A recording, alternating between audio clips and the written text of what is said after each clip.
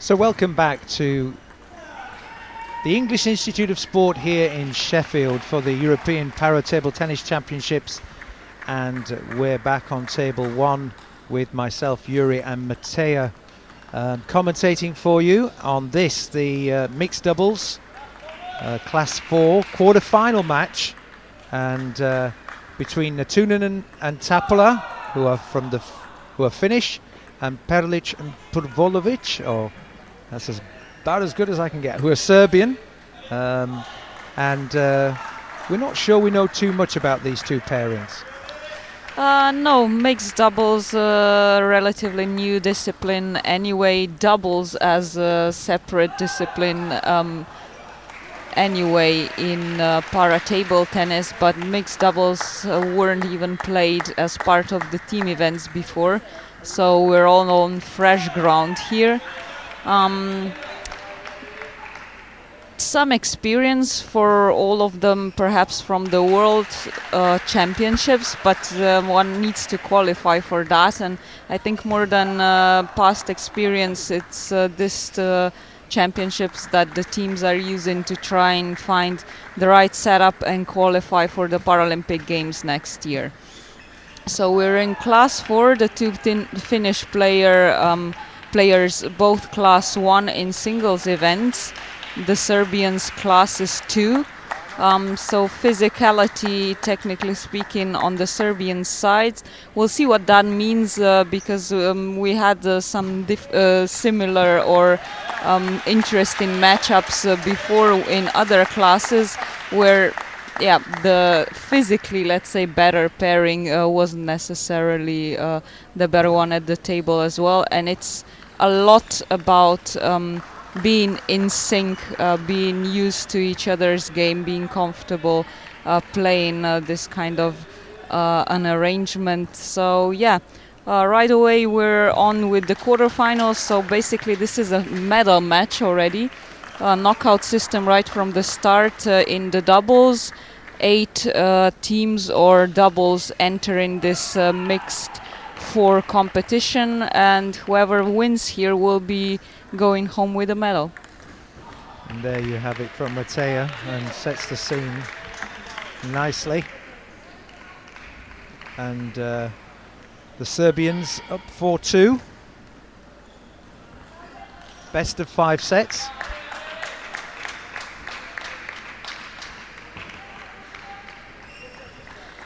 Natunen serves, but can't return. Yeah, these are both lower classes of the wheelchairs para table tennis, which means more severe disability. You'll see rackets strapped to the palm to assure a good grip because the arms are also impacted. Worse upper torso balance, which also we can see. So a popular tactic, first of all, serve and receive. These high lobs that the Finnish Tapola right now just tried, a signature shot really in Tetra games. But in general, in the doubles, you're searching for either the weaker player, the middle of the table, to cause confusion between the pair, which one should take the ball. In wheelchair, otherwise than in the standing table tennis, whichever player can take the shot. They don't have to exchange as long as the two players each remain on their own sides of the table. And at first for me, we've actually had to change the ball. Something's happened to the ball. So there we go. Yeah, they can break easily. Just strong shots, differences in temperature, and so on. So nothing too spectacular, but a couple of shots just to get used to the ball again, or to make sure that it's round.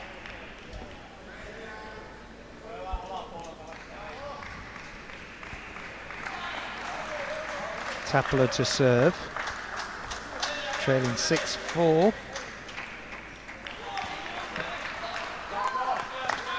Yeah, we saw a nice corner serve here. Another difference from the singles game in wheelchair. the serve doesn't have to cross the end line but has to go cross court. So interesting positioning from the Serbians. Yeah, clearly they feel more comfortable covering those wide edges in this position, with Perlic taking the middle of the table.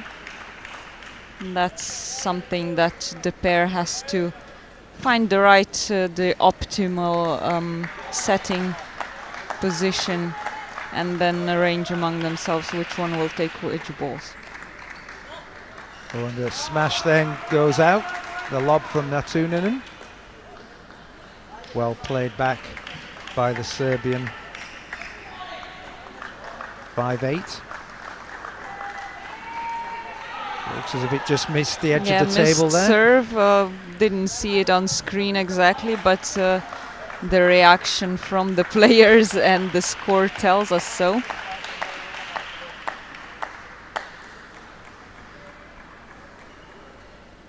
Six-8. Natunen serves. That went long too. Yeah, couple of shaky shots made by Pervulovic. 7-8 the score. Ooh. Looked as if the point went to the Serbs there. It was 7-9. just off the sideline. I could have sworn it hit the edge of the table, but obviously not. And nobody's complaining. So often in these situations, what you don't see on screen, and maybe even the umpire doesn't see, the players in, I would say, 99.9% will know themselves. So it definitely helps if they're being fair about it. Well, Tappala went with the lob again, and that was unsuccessful. Lob's not working just yet, and they're 10-8 down, so set points for the Serbs. There's the lob again. Oh, good follow-up. Nicely picked up by Pervulovic, great timing. She even moved with her wheelchair along the side of the table, which we don't see very often, especially in classes 1 and 2. But then Natunen just smashing it away. Saves the first of those set points, but players got in the way there. Bit of indecision, and that goes 11-9, first set to the Serbian pair.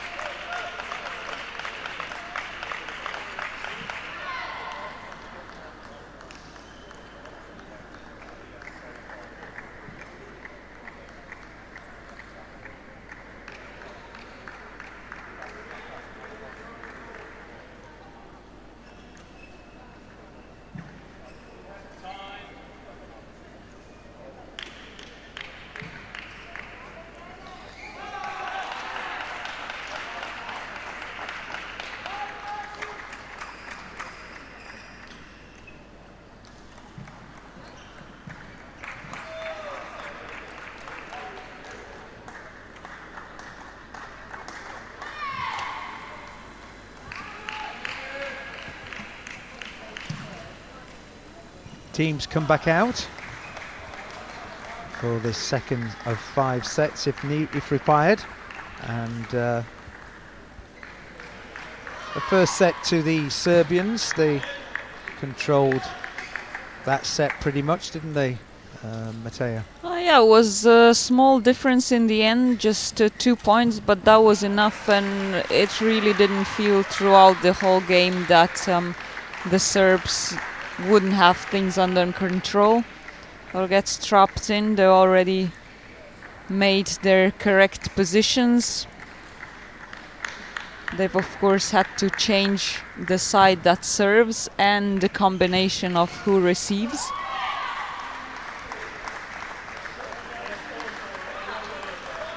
Best of 5, so 2 more games for the Serbs needed. The Finns will have to pick it up significantly if they want to win themselves their first European Championships medal. Unlucky there for the Finnish young lady, Tapola. But first points off that lob. There's that gentle serve. Yeah, and there was... oh, they're saying it landed in the other side of the court. Some dispute on that one. We haven't got a replay just yet.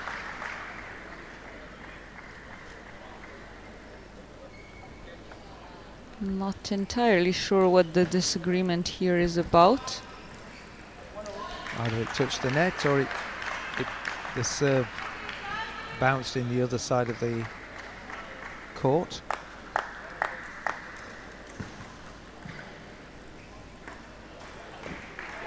That looked fine on the replay. Yeah, looked fine, I think, to everyone but Perlic. That's why I wasn't sure what he was complaining about, because it seemed so obvious even from here.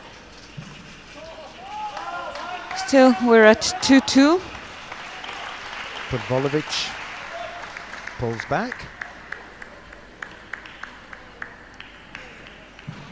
You'll see the 2 players change sides of the table after they've served. And here's that lob again, but long. Right into the arms of Parvulovic. Literally. And there's the lob again. This just one not too being short. Successful. Hasn't found the right length on that yet. We are in lower classes, but with the doubles it really has to be accurate, because both players obviously have a wider reach across the table than just one would. Indeed. And another quick point to the Serbians, who are imposing themselves on the pairing from Finland.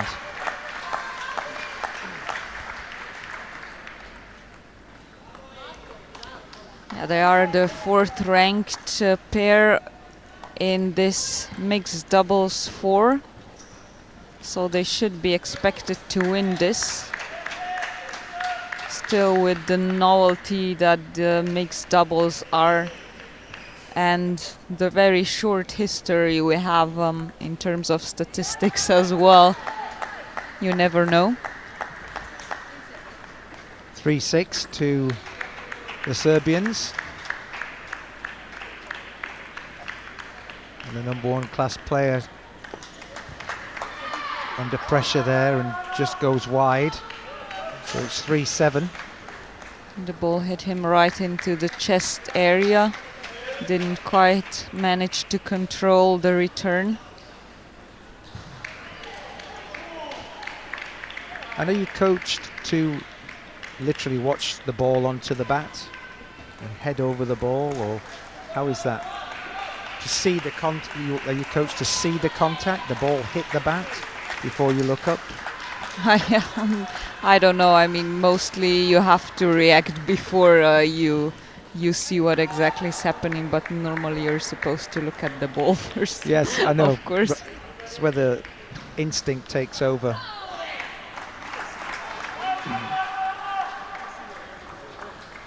9-3, so we're already nearing the end of the second game again. And the serves are just looking too powerful. Let's serve there for Tapola.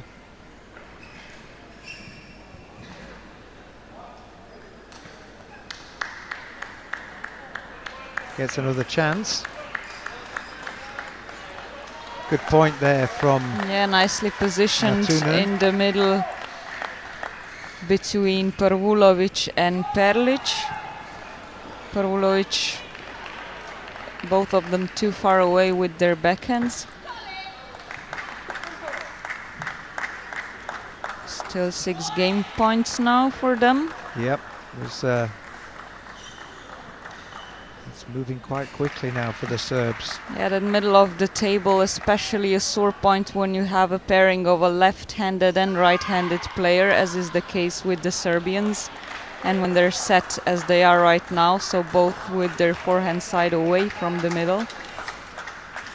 And didn't struggle too much in this second game either, even a more comfortable advantage of 11-4, and the European number 4 pair in mixed doubles 4 is very well on track to their first medal here.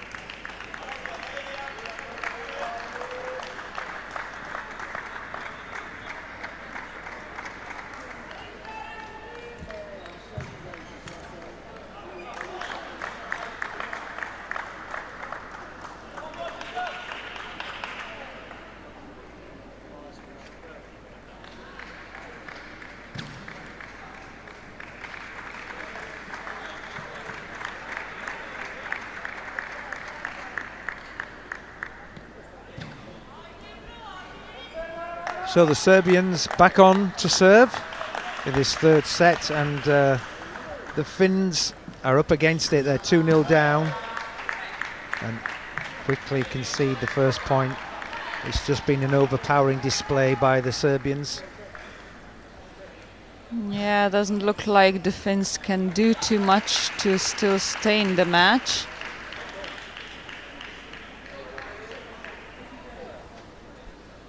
We had a warning about the serve now. Fixed apparently, and the first point finally goes to the Serbs.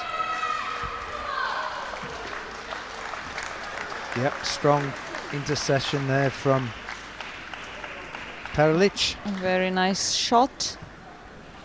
They only need this one more game to secure their position in the semi-finals, where they'll be facing the winner between Crosara and Rossi from Italy against Baruch and Brill from Israel. That will be on tomorrow. 0-3 now, as the Tapola misfires into the net on a serve. She serves in, and that one goes long. First point to Finland.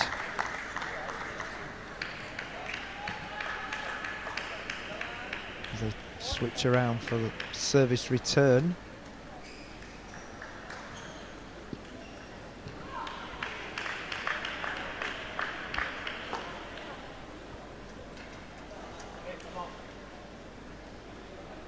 Here comes the serve from, and there goes the lob, and not one of those lobs have connected yet, have they? Yeah, no, the Finnish players trying it on and off, as it is a feature in tetra play, and especially for classes 1 that they both represent.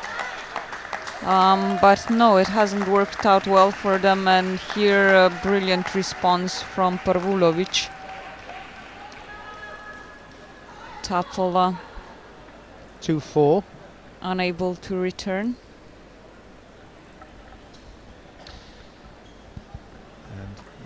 And Natunen serves, but Tapola goes long with the reply, and it's 2-5.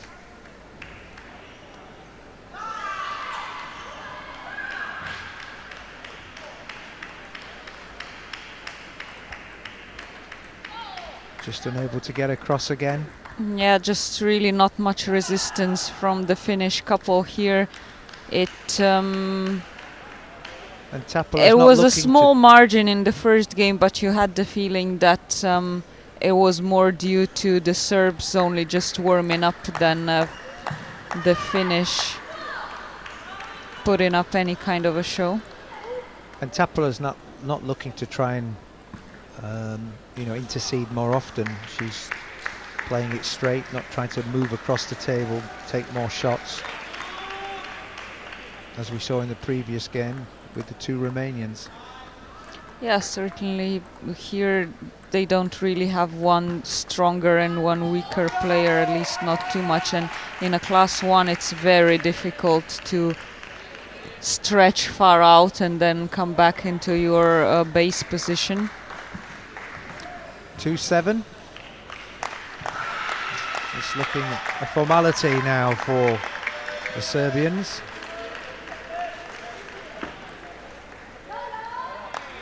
Yeah, they will still have to do something to win those 4 points. Can't see the finish line. Too fast. Like it. Yeah, the finish line is there.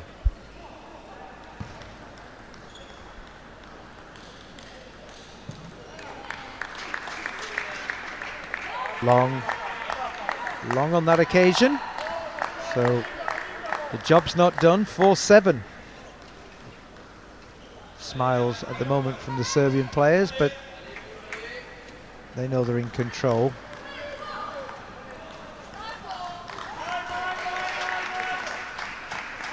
Good return. Natunen again not positioned right with the racket.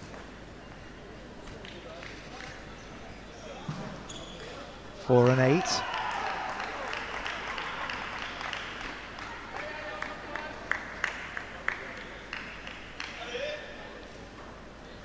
The serve comes from the Serbian side. There's the lob, and long again, and just keeps trying that lob, and it's not succeeded. 2 more points away from the medal at the European Para Table Tennis Championships in mixed doubles. Yet another lob, and that one The didn't Serbs. work either. And they get 6 more chances now to finish this match. Well, at least Natunen won't hit another lob now. Here comes his serve. And into the net. Yeah, but he hits it into the net, and it's the Serbian couple of Goran Perlic and Ana Parvulovic who are the first semi-finalist in mixed doubles 4. Tapola of Finland and Natunen will have to search for their chance at another competition, as they are out in this mixed doubles setup. Yep, pretty much a formality for the Serbs. Knocked it off 3-0, and that's all she wrote, I'm afraid. 9-11, 4-11, 4-11, onwards they go. And we'll be back with you shortly for our next game this afternoon. Yeah, that's men's doubles for quarterfinals on at 4 o'clock.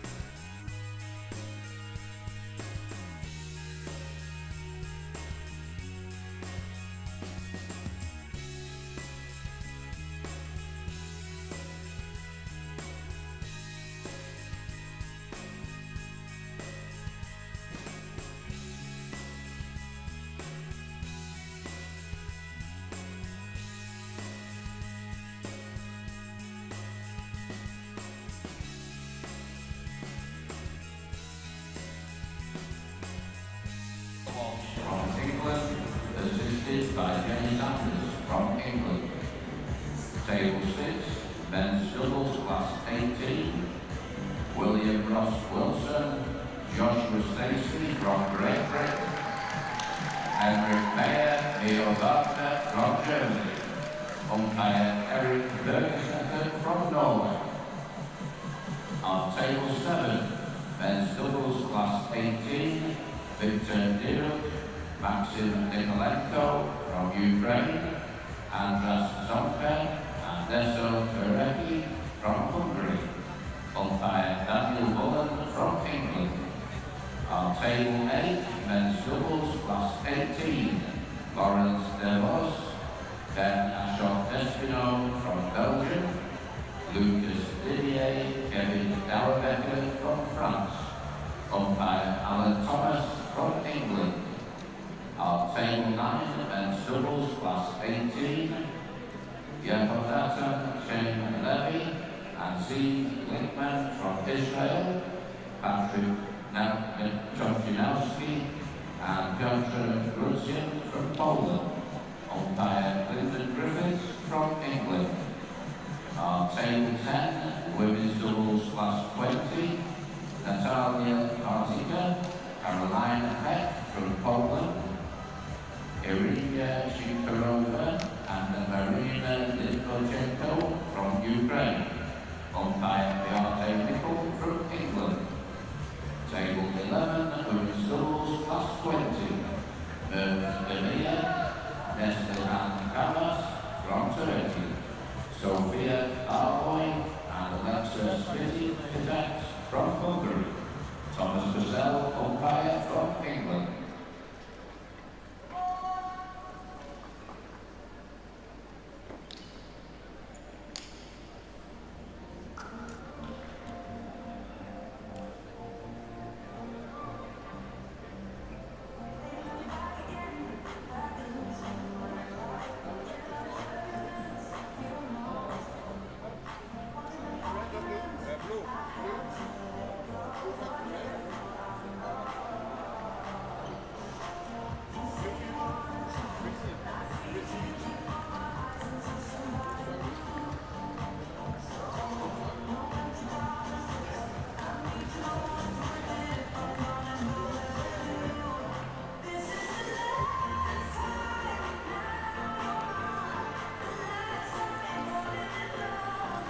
Good afternoon everyone and welcome back to the English Institute of Sport for more Para Table Tennis Championship action. The European competition with us, and this is the quarterfinals of the men's doubles class 4, and I'm joined by Matteo, and here we have British interest, Matthews and Simon against the French pairing of Michaud and Lamigro. The two French Class 2 players. Lamiro yesterday defeated in his singles final for the first time in, I think, 12 years, if it's not even more. So surely he'll be looking to capitalize on that first ranking positions that the pair has in this men's doubles 4 among the 10 teams that are entering this competition. On the other side, the British newcomer Simon very much looked forward to playing with Matthews, as he says that Matthews really knows how to calm him down, teach him that they talk a lot outside of the court as well. And so, they'll be the ones looking for that home support and to win another medal for the British team. Since this is the quarterfinals, it is really a medal match already, because we don't play playoffs for the third place for bronze medal. So the semi-finalists all going home with medals from the European Championships, and Matthews would be going home with his second medal, and Simon, as a newcomer to the team, certainly more than happy with that as well. And do I gather these are 2 and 2 and 2 and 2 in classification? No, Matthews is class 1, Simon class 3, the both French men, like I said, classes 2, so that all adds up to 4 and 4, which is what the class tells us in men's doubles 4. Indeed, or Matthews, also dexterous class 1, could be an important thing for the competition. And I must admit, you mentioned that the Frenchman Lamiro lost the first time in, was it 12 times you said? No, not 12 times, but in a many number of years. He certainly looked as if he was disappointed yesterday. He was very, very down. And yeah, very much so. It was almost the first time he's lost to Chuper, the new champion in Europe. Not happy with that, and this is sort of a preparation tournament for their home Paralympic Games as well. So the Frenchmen, very fired up to show their best and to practice to develop until next summer. Well, I suppose they qualify as France, don't they? They're in anyway as domestic Olympics. No, not all of them. Of course, the home organizers get some wild cards, as we call them, but it's not just automatically for all the players in all the classes. Well, a good opening for the Brits here. They lead 2-0 against the French. And Lamiro was certainly disappointed. Even throughout the medal ceremony, he was disappointed. He was the unhappiest recipient of a silver medal we'd seen so far. But you can understand that. Yeah, Matthews on the other side, disappointed for not reaching the finals, even though it was another major competition medal for him in the singles with the bronze. So both teams have, or both doubles have something to prove still, and some motivation to do better than in the singles. That's right. So 2-1, early exchanges. A good GB crowd here. In fact, there's plenty of French here still as well in the crowd on this Friday, day 5 of competition. Other than the home British crowd, of course, the French are notoriously the loudest supporters of their own teammates at every competition we go to. And 3-2 the French lead now, and it's gone 4-2, so suddenly 4 points on the bounce. A little bit of inexperience there perhaps.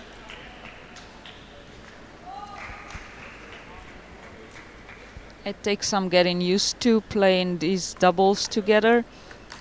You'll surely see trying to hit that middle between the two players on the table, just to keep them confused as to which one should take the shot.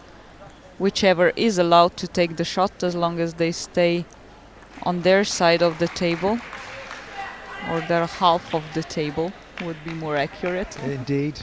And there was another example of Michaud attacking the class 1 Matthews.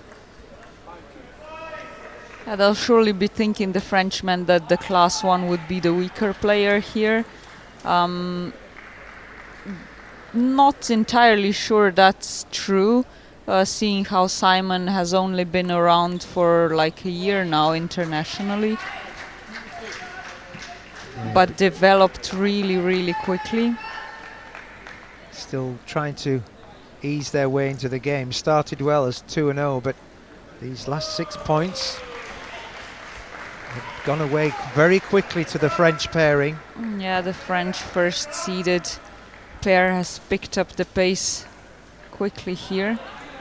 Surely more experienced in playing together as well, since the doubles have been part of the team competition, which was a discipline before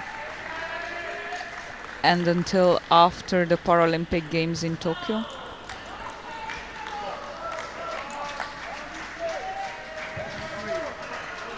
(7-3) the score now. Good point there from Matthews. hit it deep. And the French to serve.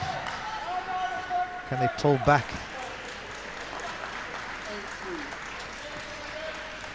And that wasn't a great reply. 8-3.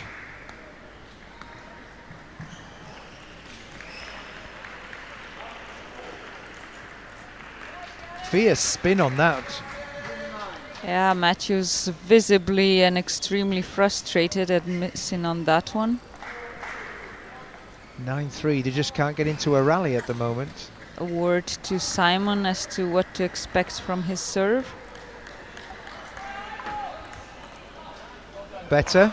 Yeah, that was a textbook serve and attack.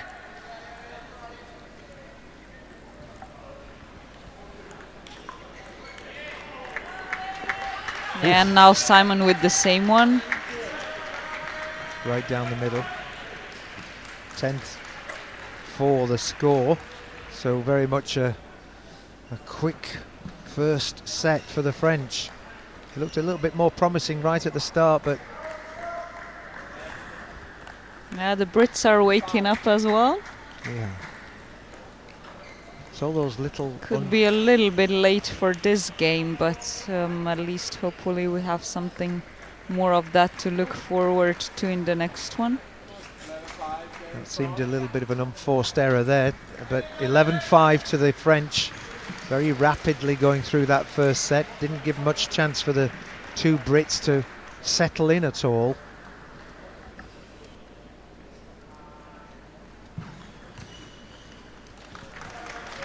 And the coaches do their bit now as we go into the timeouts.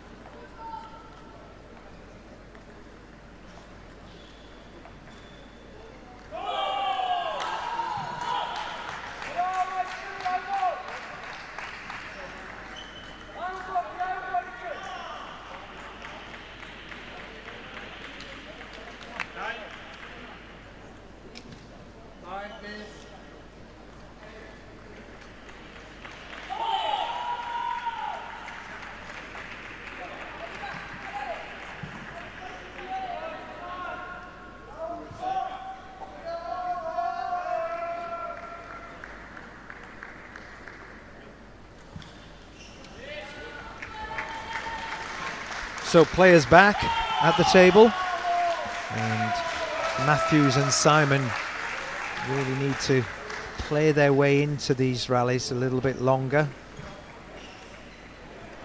Very quick rallies in the first set. It looked like very much smooth sailing for the Frenchmen after some initial jitters or warm-up for a couple of points.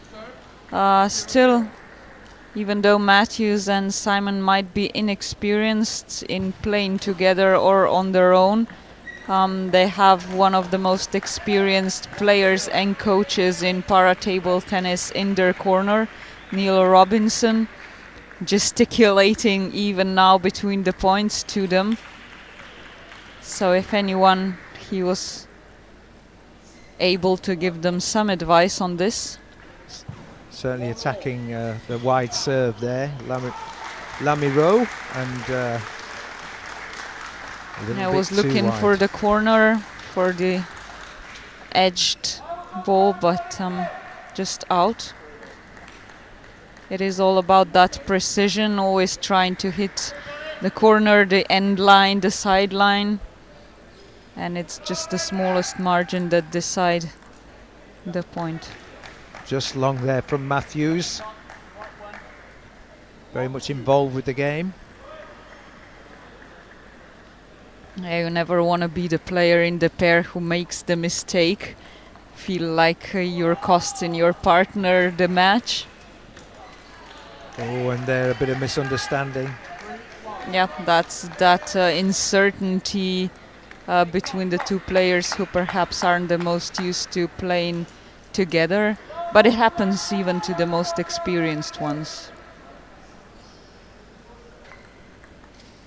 There's the lob, and well executed back. Yeah, right on the ball. As I've mentioned, in doubles, these lobs have to be even more precise, even shorter, because the two players will have better reach and better chances of getting it back.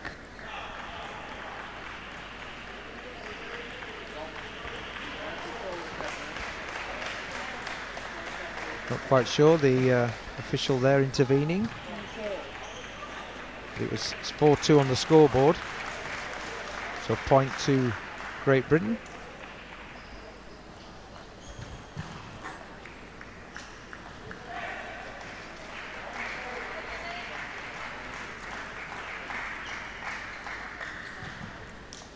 Matthews serves, goes short.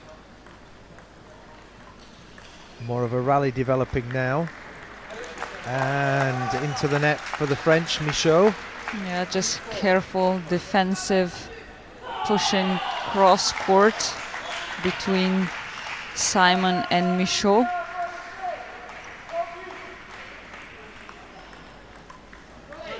Better from Matthews. He's been the more comfortable player than Simon. Probably Simon's still working his way into the like sport. I said, he's class 1 compared to Simon's 3, but has been around for longer, more successful, experienced, seasoned player.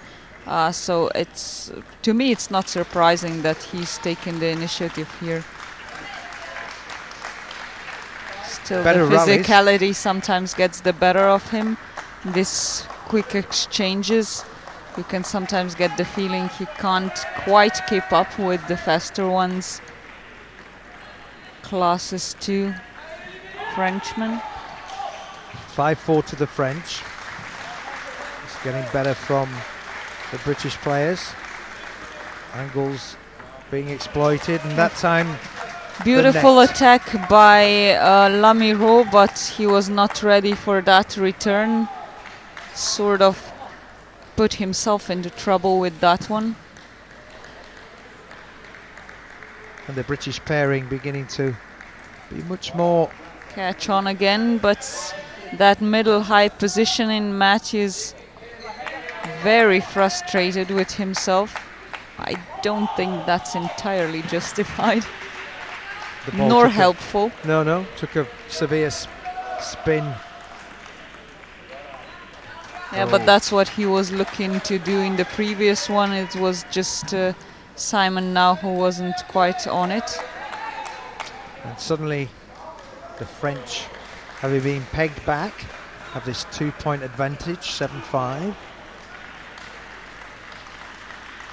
And the British pair need to get these next 1 or 2 points, and that's a bit of an unforced error, really. Yeah, great serve. It was long into the elbow area of Matthews, where he clearly has troubles, especially as a class 1. That one was set up perfectly for Lamirou's attack, just wasn't executed quite right. Yes, he went for the kill, but went long. 8-6.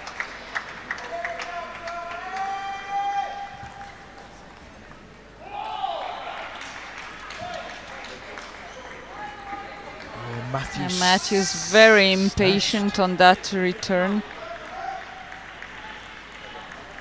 There was no energy but backspin in that return from Lamirou. It would have taken a lot more top spin to bring it across.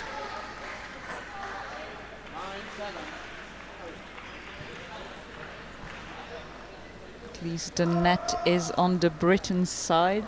9-7. The Brits are hanging in there, but to go 2 sets down will be a mountain to climb, so this is where they have to make their stand.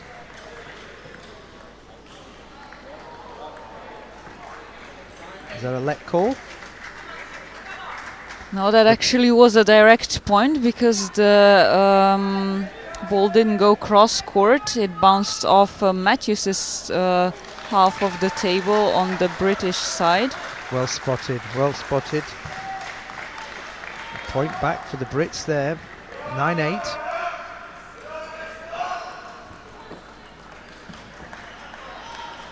Important rally here. And the net comes to the saviour of the Brits. Once again. 9-9. This is becoming more exciting. Matthews using his bat to generate some fresh air. And the crowd feels it too. Yeah, more. Some more cheers now as they see a chance. Oh, and Matthews thought he had the opportunity there for a winner down the middle. And it was there, I think, to hit, but just went long. So 10-9, set point.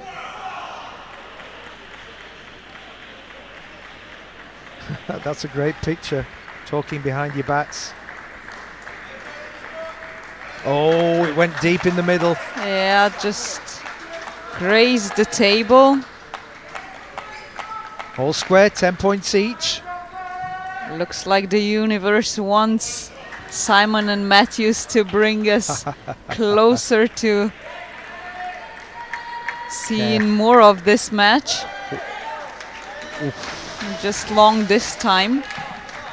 Just fractionally long there, but fine margins. So the French have the advantage, 1 point, and this will get them the set. Went long. Yeah, good by Matthews. Lamirou again, the one who pushes it too far. Well, the Brits are sticking here. Can they push ahead though?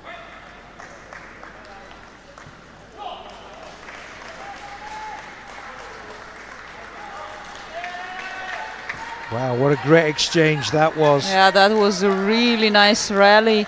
I was just gonna say, I feel like Lamirou saw himself to take on the responsibility to bring this game to a close for the two Frenchmen. First with that push and now with the serve, risking a lot. But at least the serve worked out after a long rally for the Frenchman. Oh, yeah, misunderstanding from the French. Twice in a row, the Brits found that middle brilliantly. The first time Lamirou still picked it up, but the second time just that tiny split of a second of hesitation enough to win the point for Simon and Matthews. Oh, Matthew with a big lob. And yeah, but too long. Again, this is such a risky shot anyway, but in the doubles even more so. Not a good tactic, really. High risk, high reward, perhaps? No, not at this stage of a game. I think you play the percentages, but that's just me. And suddenly it was long from Lamirou. Yeah, Lamirou just too cheeky on that one. I felt like he couldn't quite decide on time whether to put some backspin or the lob on it. Well, can these British pairing get ahead? Oh, and they have, again, because the Lamirou. second such mistake by Lamirou in this game. He will be beating himself for missing that if the Frenchmen lose this game. Well, it's the first opportunity that the Brits have to eke out a set.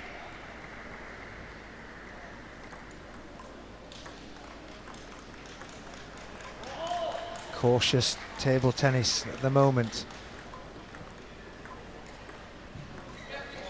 Oh, it's long! And again, that middle, Lamirou has fallen asleep at the end of this second game, but great performance by Matthews and Simon, and it's really anyone's to take now.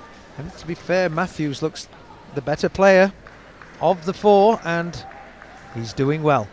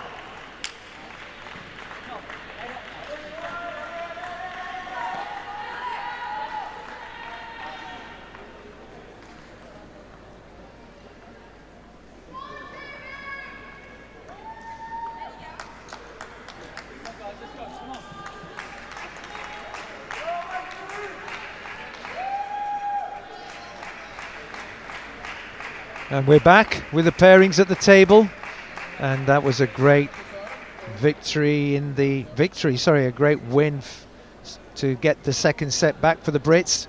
1 set all in a best of 5, and how much confidence will that have given the sort of fairly new British pairing?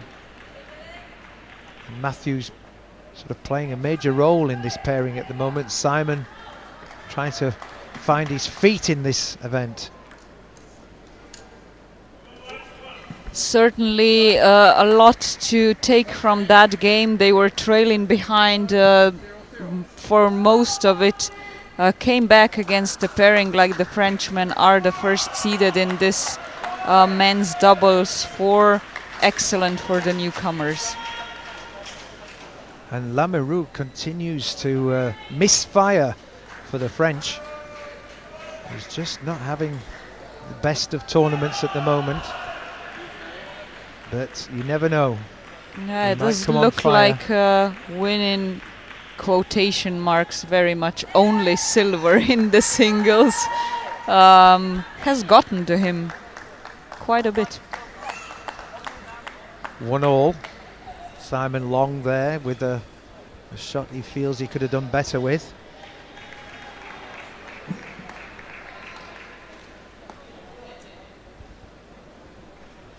Lamoureux serves. Good defense, but that was tough for Simon.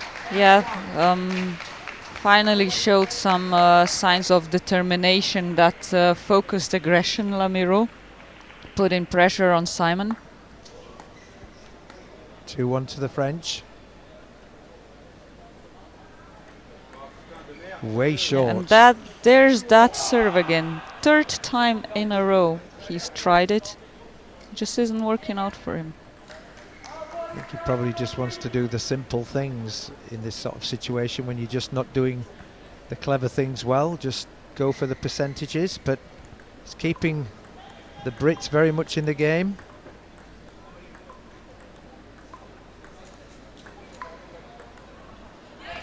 Oh, it's arguably Lamoureux now in this pairing that's the weaker player, especially as he seems to doze off a little bit when Michaud's the one taking most of the shots.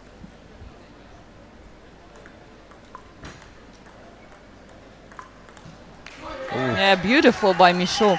Really, first the serve defense, then defense on Simon's attack, and then placing it in the middle where the Brits struggled. Yeah, both of them went for that ball and neither connected well as a result. So 4-2. Early doors, the French go ahead. 1 set all. Good rally here. Oh, and Simon had the kill. Yeah, that was too strong, too much aggression. I would say frustration, but it doesn't show on Simon's face. Perhaps just too much desire to put everything in. And now Lamoureux does his part for once. Yes, he got that one absolutely spot on. And this second set is drifting away now from the Brits.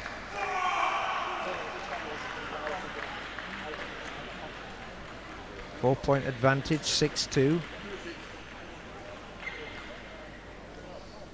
And Simon, perhaps Britain need a little bit more from him.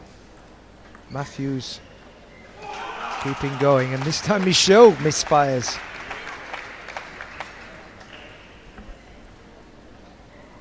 (3-6). Yeah, again, a bit of an advantage in the middle of this game for the French pair. Wow, but that's more like it. Yeah, that was the case in the previous one as well, but Lamoureux, at least with the top spin shots, much more on point now. Yes, that spells danger for the British pair if he starts. If he can serve right. Here we go. That lob again. It's just a gimme. I don't quite understand why Matthews... Yeah, I don't know. It might be that he doesn't have a better response to this and just has to try it.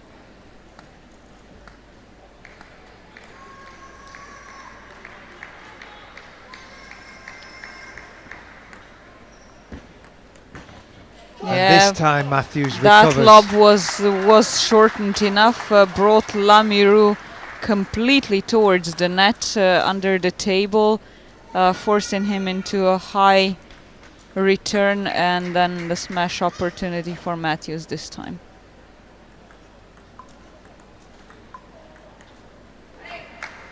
Ooh. Looked like a... uncalled for. Yeah. Shame there for the Brits, who are heading for a loss in this set. 9-4 down. Yeah, the French have picked themselves up, Certainly trying to prove the second game was just a glitch. Michaud certainly looking the better of the two, carrying the pair at the moment, but they have multiple set points to go 2-1 up.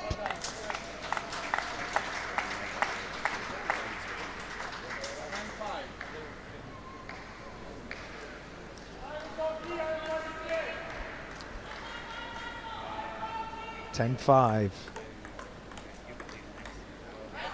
There it is. And game number 2, once again with a comfortable advantage to the two French players. yeah, it was just too strong for the Brits there, and much to do, but the French in the ascendancy. 2-1.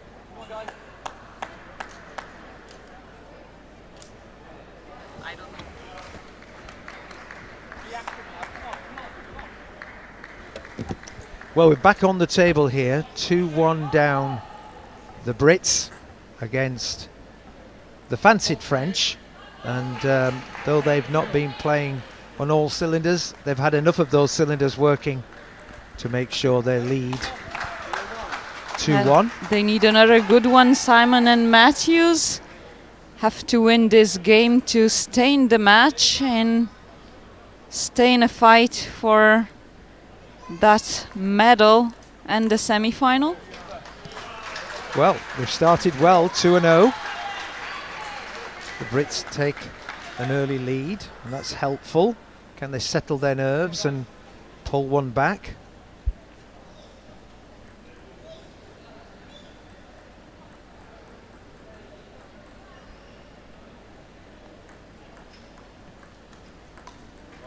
Into the net from Lamirou, so that's 3-0, and it's now whether the British players can just play consistently, trade points from here on in.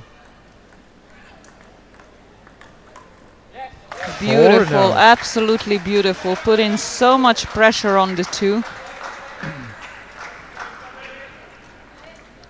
just not sticking to that save exchanges that really didn't work out for them at all in the third. No timeouts yet. Good response there from Matthews. Oof, just looked a little bit.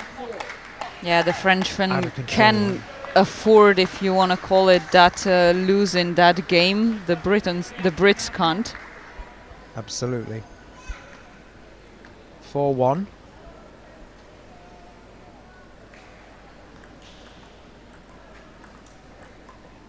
Percentage is being played at the moment.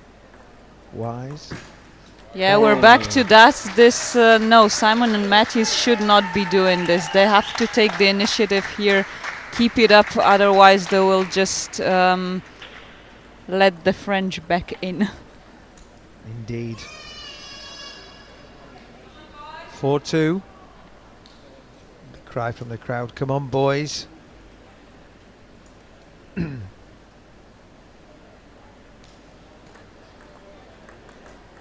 Oh, and Matthews just... Yeah, just that's that the one he's consistency. hated so much here. And yeah, timeout for the British team now. Well called for, just speaks for this experience their coach Neil Robinson has.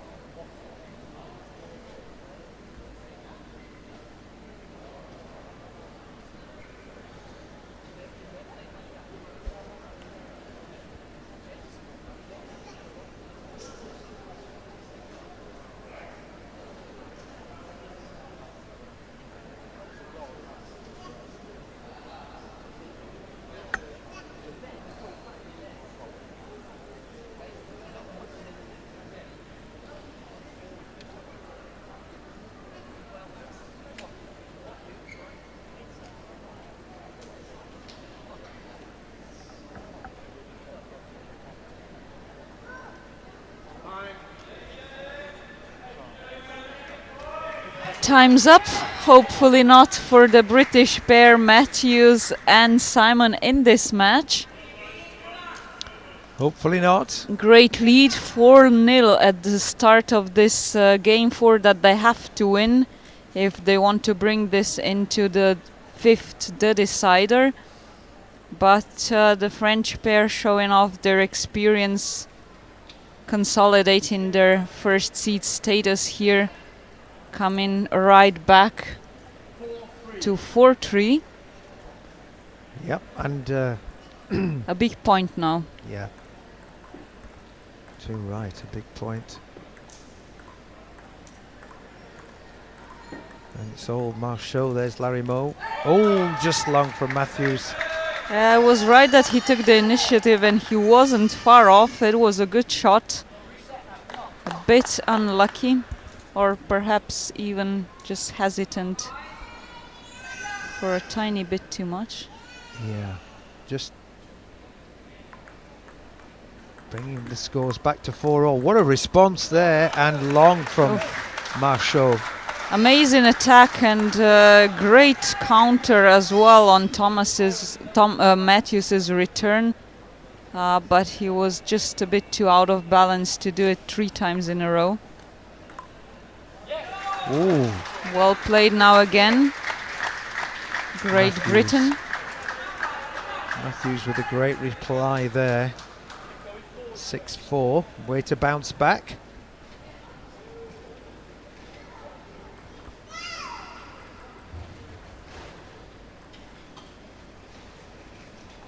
Matthews, gentle serve. And Marchot goes 3 times long. He was such a strong player for the 3 games, Marchot. But now just 3 straight points to GB from his side. Oh, that was brilliant. The reach, the swing, the timing on that one. Playing with fire, Matthews was, Yes. and got burned. But if he could have got it back, Lamiro would have been out of position. But nonetheless, 7-5, the Brits are leading. But it just shows you Lamiro's mentality. I mentioned that in game 3, that he seems to have gotten it right again, and once it started working, he's not letting in. So determined. 7-6. And when he's at his best, he's clearly very dangerous.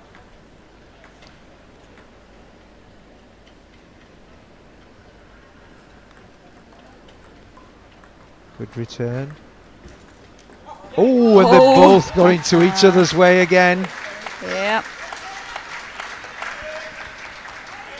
Well positioned here. 8-6, but the French clashed in the middle of the table.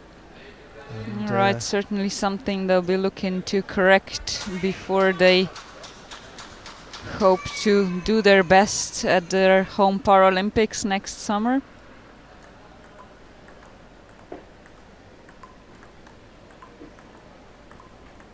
Marchot very much in this game. They're not allowing Lamiro to get involved. Just did there. Oh, yeah, smart with that middle. Again, the Frenchman had a problem deciding which one to take the ball, but it was Lamiro, and Marchot didn't hinder him too much. Each point being hotly contested at the moment. Oh, that was a nice angled shot from Simon. Yeah, he got so comfortable playing with his backhand, Marchot, that positioning to his forehand surprised him just enough for the Brits to win back the advantage, or keep it rather. Oh, the let there just came down on their side. Oh, and Marchot. Yeah, that can be difficult. It is Marchot now the weaker. I would say struggling mentally here a little bit now. Well, this is surprising because the Brits have 3 set points to level up the match.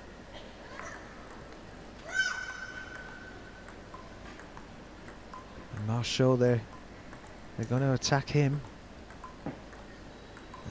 Lamiro is just ready to pounce, you can see him.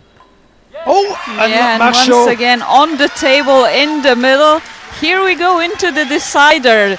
Simon and Matthews bring themselves back up. Enthusiastic crowd behind them.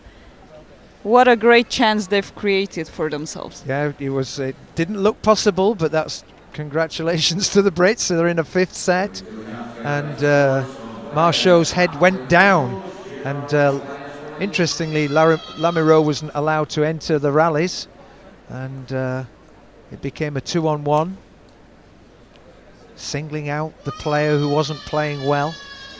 But good to see.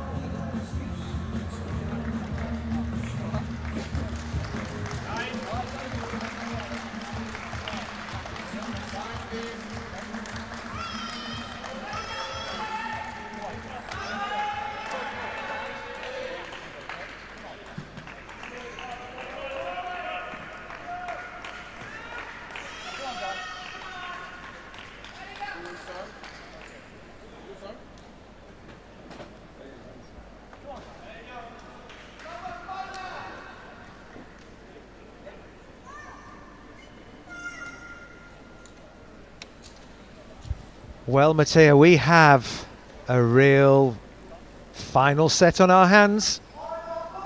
1 shootout. The first to 11 points. And the French have been pegged back to 2-all by the British pair.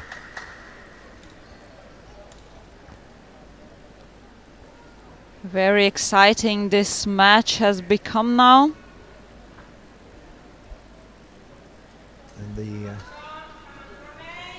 the rest of the arena slowly filling up for the other games, but this one continues.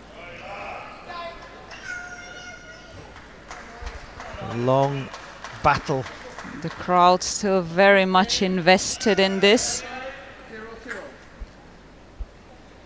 Coming up to 45 minutes to an hour now for this game. Where is Marchot in this particular event? Brought up a number of errors, but playing consistently, and Lamoureux just not in it. It's a tactic clearly that they're playing. Oh, what a shot from Matthews! What a shot! Absolutely brilliant. That's what you need. I think Lamoureux might as well be joining the ball crew. He's just not being allowed to participate in the match. It's like a 2-on-1. The Brits are playing half a table.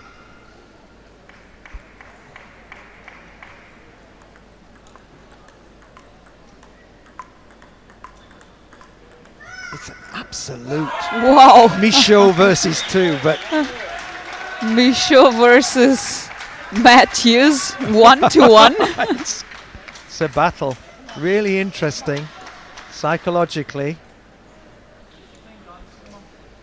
The danger there is Lamoureux might just suddenly decide to, I want to play too, and stick his bat out or something. But 1-all.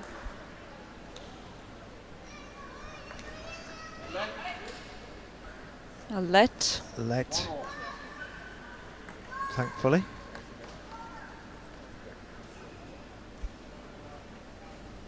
Simon wasn't quite sure where that ball went after that.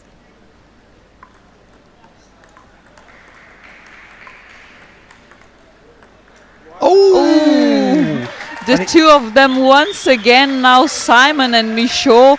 And it's Michaud this time who finds that uncomfortable middle between the two Brits. And it sat up well for a really good hit. But 2-1. It is that tense battle now.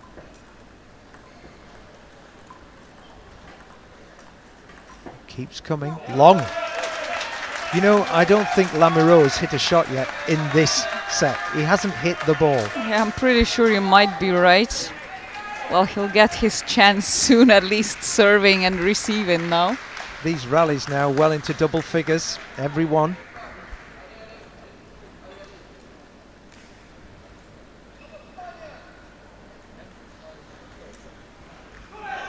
Ladies and gentlemen, the French player receiving the ball is Lamoureux.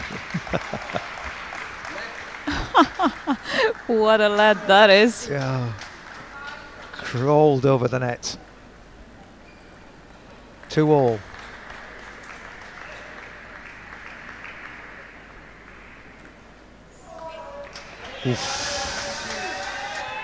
This one just long. Yes. It was a super fast-paced serve. Enough to make Simon forget he has another one to do. And Lamoureux still hasn't received. Nope, there he has. And 2 quick points to the French. Every point feels like a double point in this 5th set. Tension mounting. The audience into this game. But that's a crucial 2-point lead.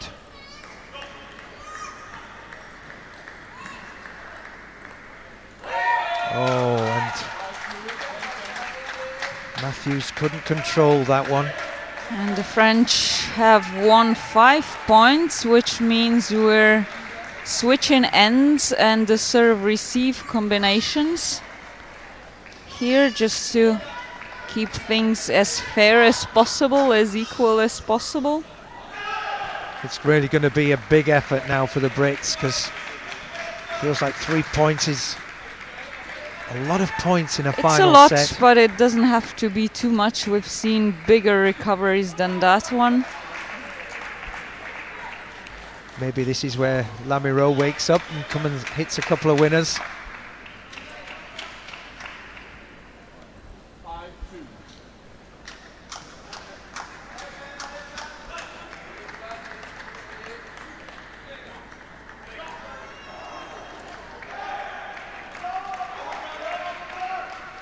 Lamoureux serves.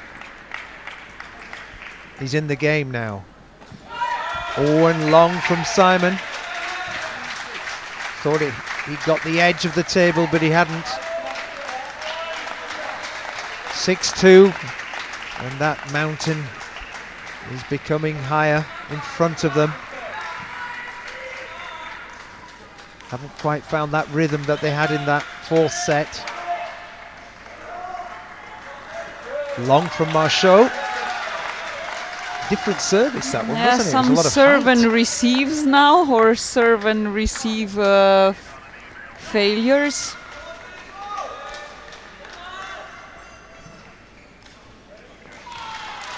Still within reach, that semi-final and that medal. Oh, and Marchot is way wide with that one. Even more so now, the side spin from Matthews, Looking quite perplexed, forcing Marchot. Marchot. But still they have the advantage. 6-4.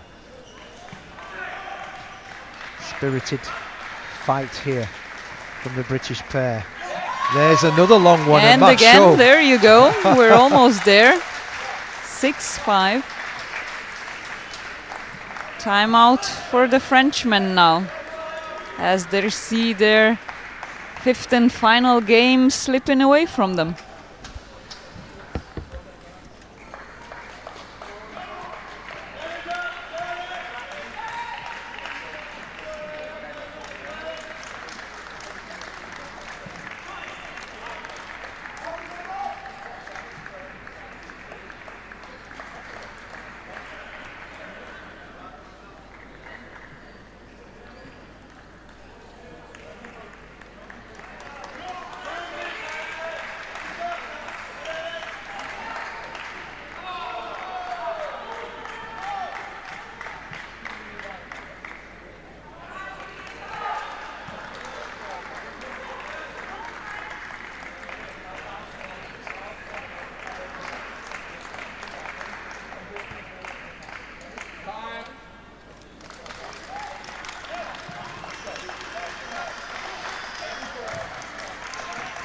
Interesting when you look at the demeanours of both coaches. The French very serious, and the English coach there smiling, saying, look, you're doing great.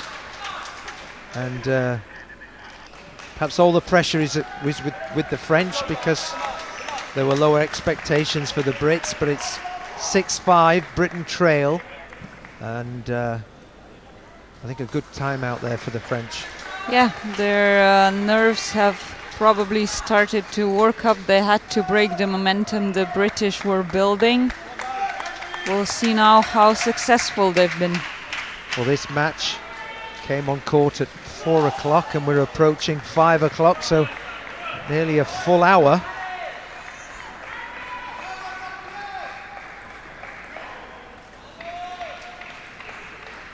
Percentages here.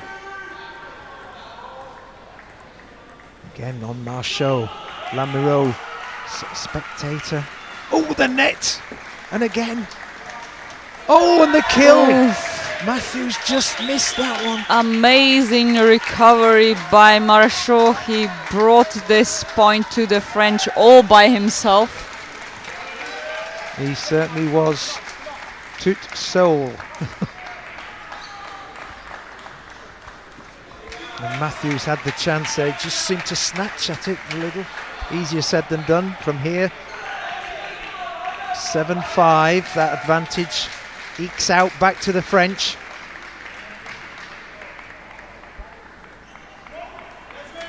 Great shot from Lamoureux.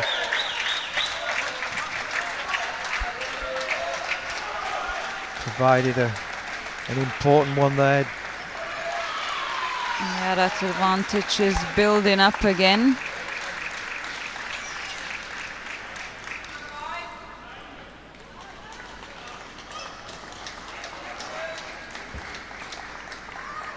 Oh, and just long from Matthews. He was frustrated with himself. Let's see if Lamoureux stays away from that unfortunate serve for him for so long. Or will he try to use it to bring this to a close? Well, the French should use their experience here. 4 points the advantage. Quick serve works. Quick point, and just one more needed for the French to advance to the semi-finals of men's doubles 4. Yes, it was a real battle, but the French have, after the timeout, have recovered well in this 5th and final set. So misses this one, Lamirou, and this, I would say, now a better fortunate setup for the Brits, as they prefer giving the ball to Marshall.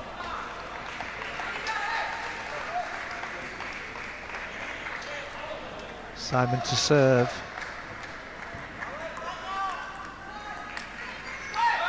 And just too win. strong on that return.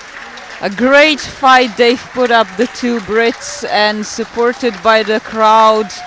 They'll be disappointed a little bit, but I'm sure they didn't even expect to make this much out of this match. Indeed, Matthews visibly disappointed, but a great effort from the two Brits. But the French higher seeded pairing of Lamirou and Michaud have progressed through to the semi-final stages. A great game lasting 1 hour, and you can see 11-5, 13-15, 11-5, 7-11, 11-6. We'll be back with you shortly. The next game will be following pretty quickly.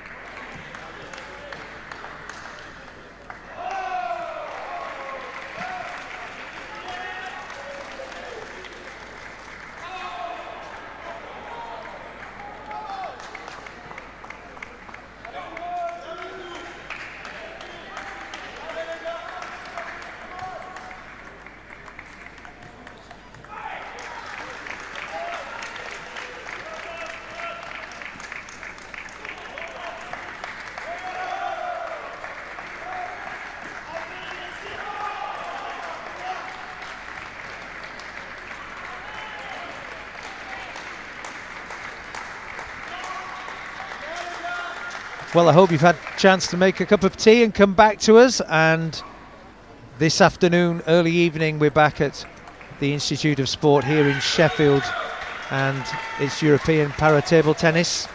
And we have another quarter-final tie in the Class 4 men's with Ludrowski and Viaposh and Ruep and Pauger, Austrian pairing and Slovakian pairing. And Matteo, have we had much information about these two before? The Slovaks third seeded, also bronze medalists from the last World Championships in Spain last year. Very experienced players, even as a double, since they played that as part of the team competition for many years. Pauger, on the other hand, relatively new to the Austrian team, paired with a seasoned Ruep. But it is a question of how much these two have been able to train together, to practice, to get accustomed to each other. So I would predict a win for the Slovaks here, but the two pairs have never faced each other before, so it could still be that element of surprise on the Austrian side. Good opening exchanges. Austria bounce back straight away, one apiece.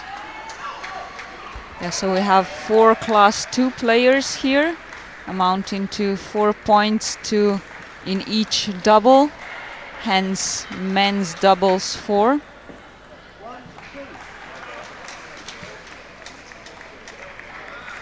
Should be potentially an even as close a game as we've just seen between the Brits and the French. But 3-1 so far to the Slovakians.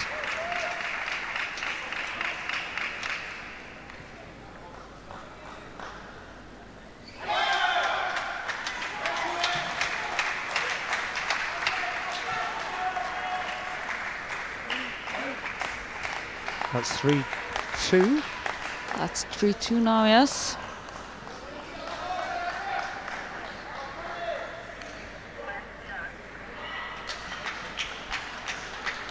I think we've got the... It is the first doubles match for the two Slovaks, so they might need a minute or two to warm up. It's warm up. Yeah. The Austrians beat Direla and Amarioeli from Romania in the round of 16. So we're in the quarterfinals now, and this is potentially a medal match already, as all the semi-finalists will be going home with one.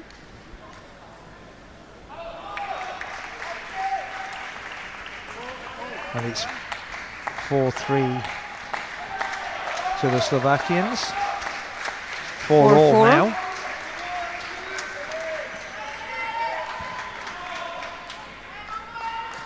So evenly matched, just sounding each other out.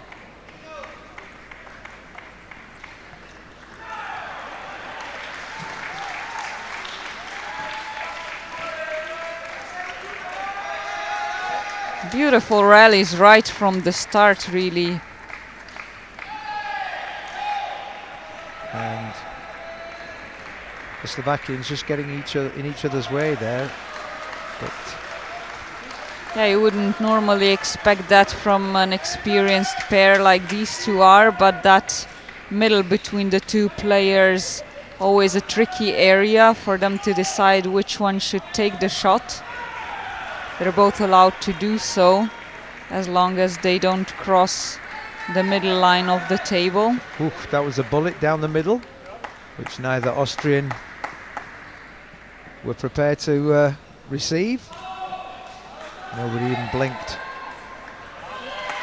But quick points back.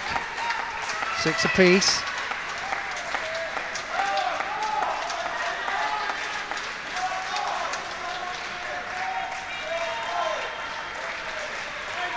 Both teams just sounding each other out.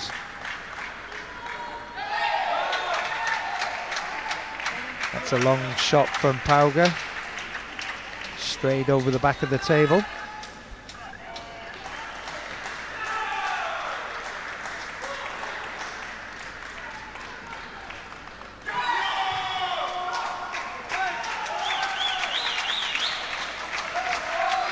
Ooh, into the net.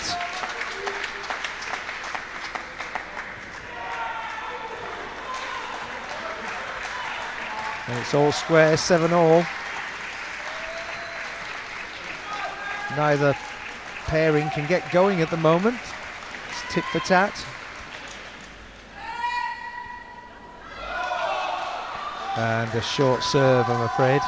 Another closely tied quarterfinal, it seems, in men's doubles 4. Indeed. Those short serves are hard to pull off at this doubles competition. Went in for the kill, Ruep, but just too short, too much backspin on that ball to bring it over the net with just a smash.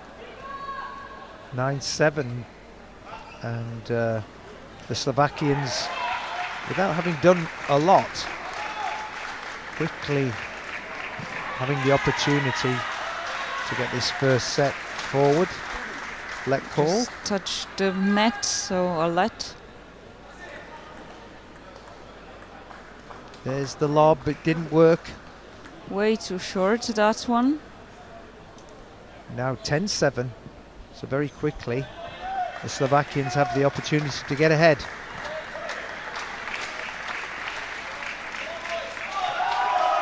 Oh, and there's the let call. That's 11-7, first blood to Slovakia. As expected, maybe a shaky start from the Slovakians, but they've established their lead later on when it was most important, taking on the first game.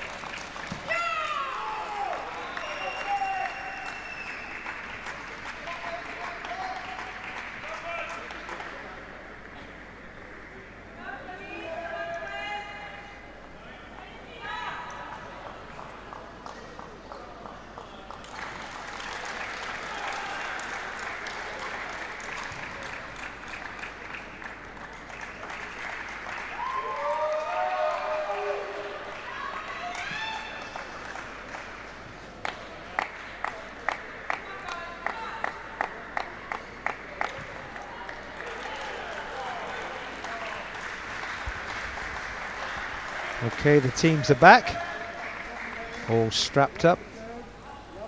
What looked like a close first game ended up pretty quickly then for the Slovaks, and they took the first point in game number 2 as well.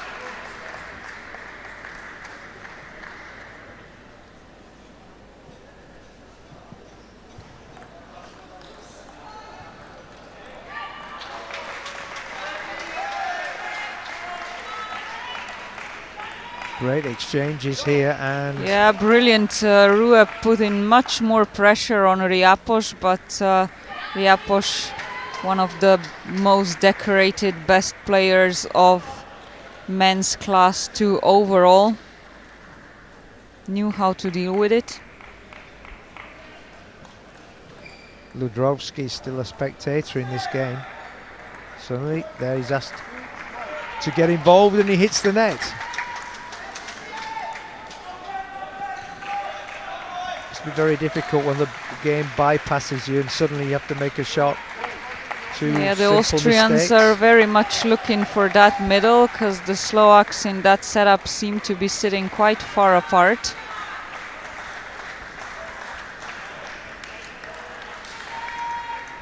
Good spot there from Mateo.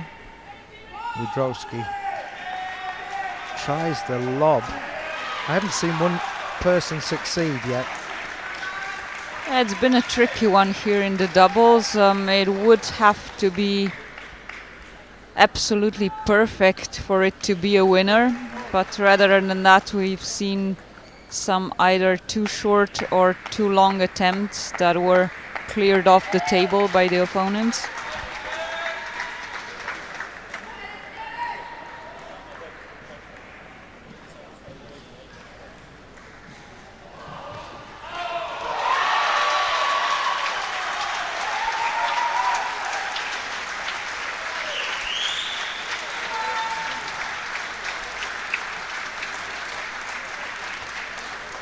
The Slovakian pairing taking a 4-3 lead. Powerful play from Ludrovsky.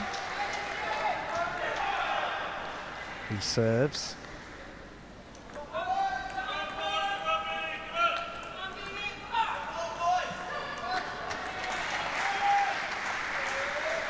And there's the lob again. A wonderful exchange, but just unnecessarily trying to bring it to a close. The more inexperienced Pauger here perhaps just felt he can't keep up anymore.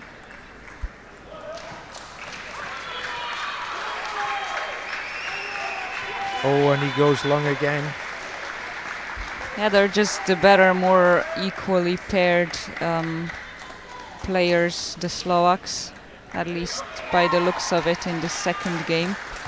Because the Austrians haven't played badly, but still in every exchange the Slovaks seem to prevail.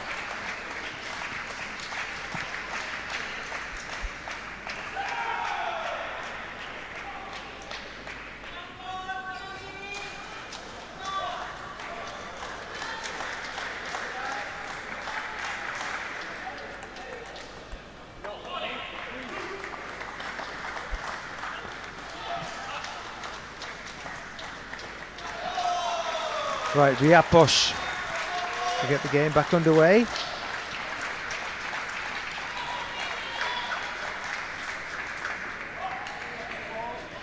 Got the edge, got the flick. Apology from the Austrians, but they really did need the point. 8-4. Still a significant lead for Riapos and Ludrovsky.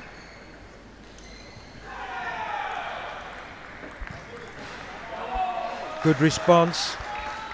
Yeah, Mateo Ludrovsky. Found that middle between the two Austrians. 9-4 again, opening up quite nicely for us, the Slovakians, in a very quick game. Oh, and way off the mark from the Austrian. Yeah, he was trying for that sideline of the table, long into Riapos's body, unsuccessfully. 10-4, multiple points for a 2-0 lead for the Slovakians. Short serve, dealt with, and but not dealt with was the next response. Shot. 11-4. Looking ominous for the Austrian pairing. Yeah, looked easy enough for the two Slovaks here, although they did have to work for their points, to be fair. They did indeed, and we'll be back to you shortly as the Austrians reflect on their two nil deficit.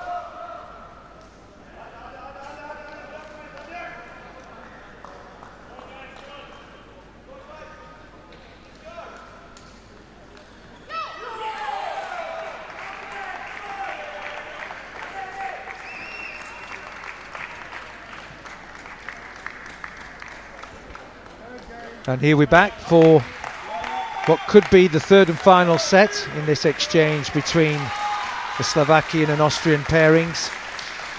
And Slovakia take a 1-0 lead as that lob is a death knell of anybody who's trying it at the moment. At least that's the motto of this morning in the doubles. No one yet has been successful at that. And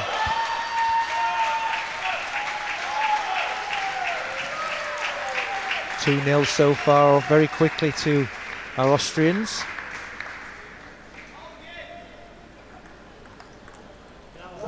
And 3-0. The Slovaks keep being active, putting pressure on the Austrians. Clearly have felt their chance to finish this off quickly enough. And brilliantly so again by Ludrovsky. 4-0.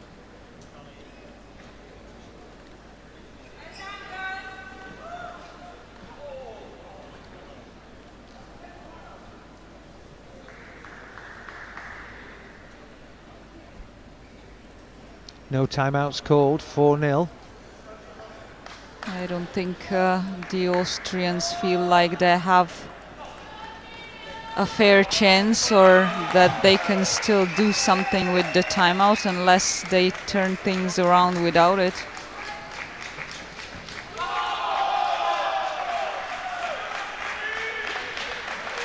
Ooh, super shot there.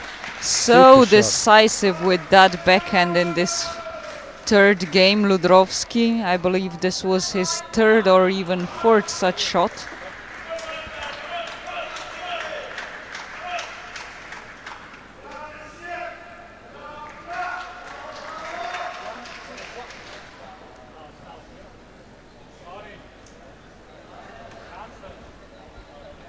So 5-1, 6-1 should I say, and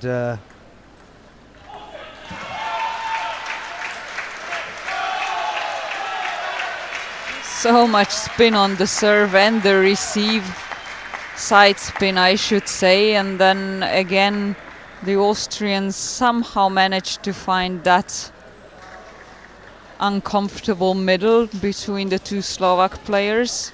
They were both on the ball, but none of them 100%. the 6-2.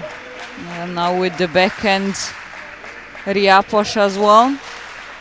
Goes to 7-2. Very quickly, the Austrians. Oh, they've made another lob. For once. Like you There say, we go. We've 1 out been of waiting all morning and all afternoon for one of these shots to be a winner. just such a low percentage shot.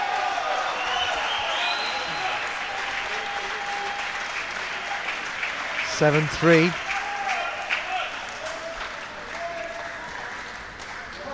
And Ruep into the net. Seems to be little belief that they can do this job. And Ruep again It's not for lack hesitant. of trying, but the Slovak have just found their game. They're not letting in either on defense or aggressiveness, activity, serves. Well, 9-3. Now they only have to keep this up for another 2 points won. There's that lob again, and it Oof. worked, but not Have for you the seen Austrians. that timing?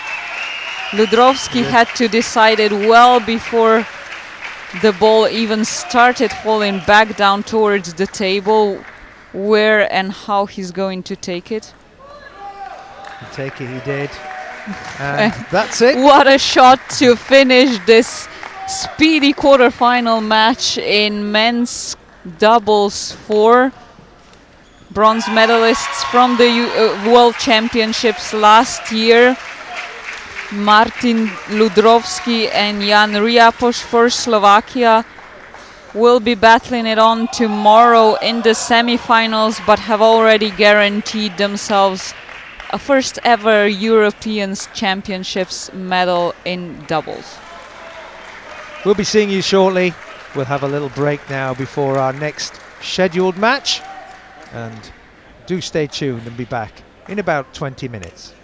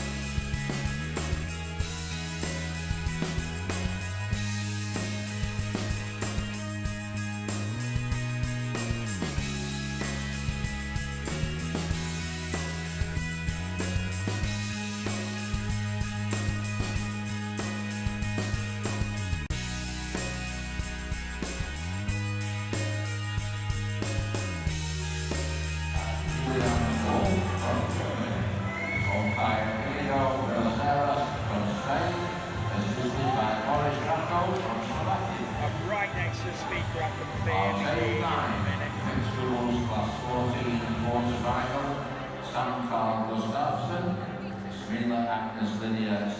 From Sweden, John Paul Montanas and Terry Guns from the Netherlands.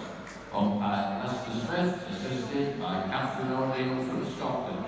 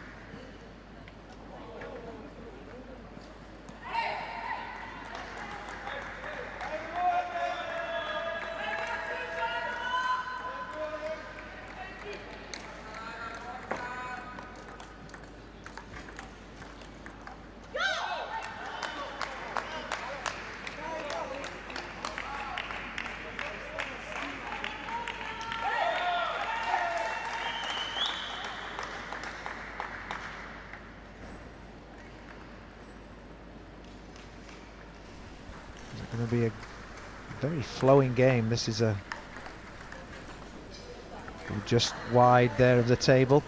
Point to Serbia.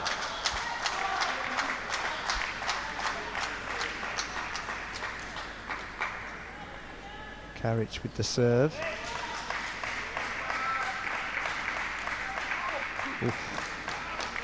Vincetic trying to come in for the kill. 7-5 to the Serbs. They just quietly go about the business, the Serbians. It just very consistent. Ooh, long there, unfortunately. Kiss of death from me. Yeah, again with the backhand from a long ball at the end line.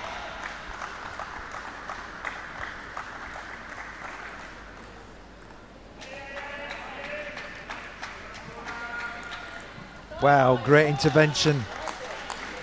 Lovely shot from Vincetic. Yeah, very decisively. That's how she likes to do it.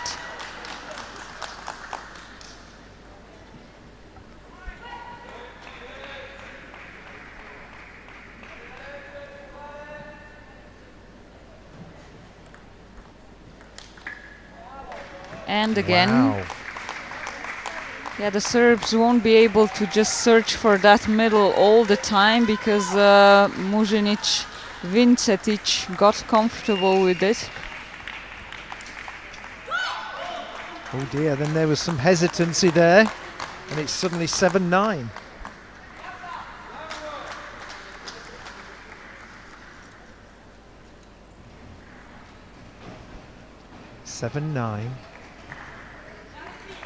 To the Croatian pairing.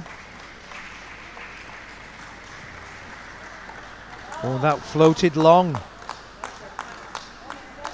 7-10.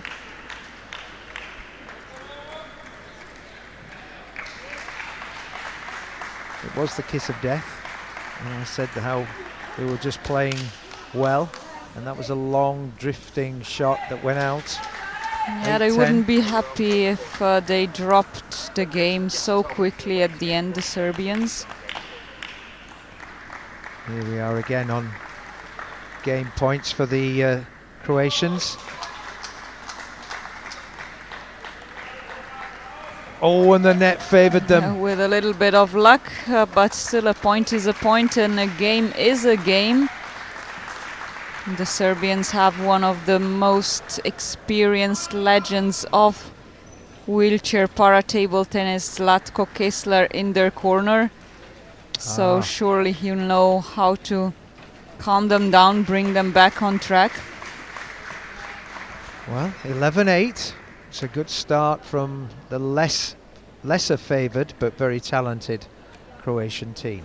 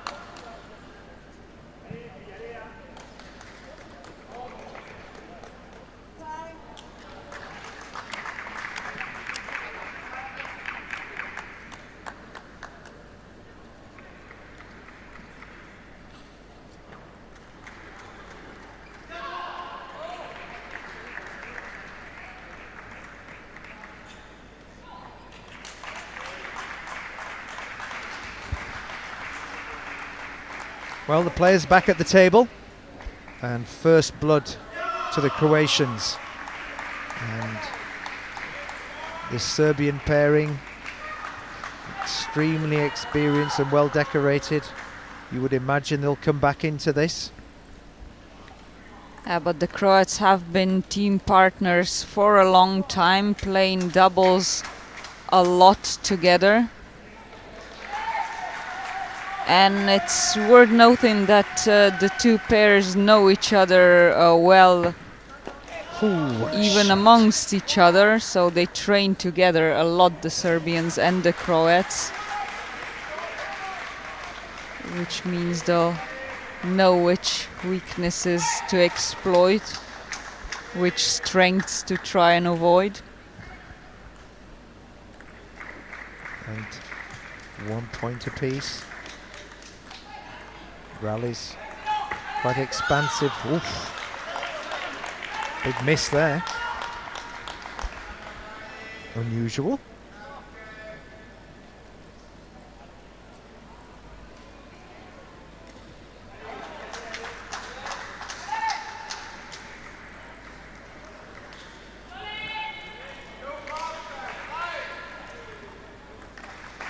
Nice shot there from Matic. Yeah, well read, well prepared, and even better executed. Through courage completely, and it was well placed on the end line, so it would be a difficult take in each case.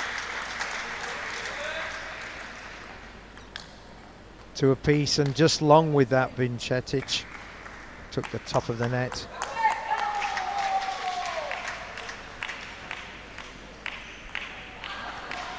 (3-2) the Serbs lead. Croatia with service. Oh, got in the way of each other there.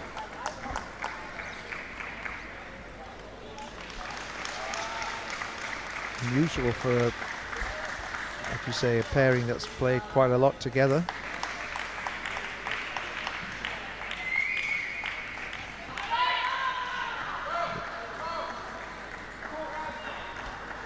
And then suddenly the Serbs have got a 5-2 opening.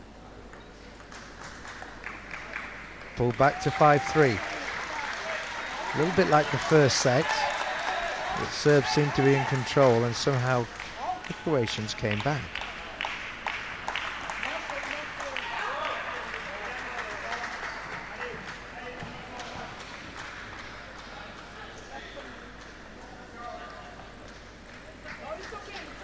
A bit of confusion about the scoring. 6-2 the score. But the players are clear on it, so I'm sure the officials will catch on. Oh, quickly out to 7-2, and this may already be lost. 7-3. A bit of a sore spot sometimes for Peric Rankovic, that forehand smash. She likes to lift her shoulder and the elbow, putting the ball into the net, as was the case here.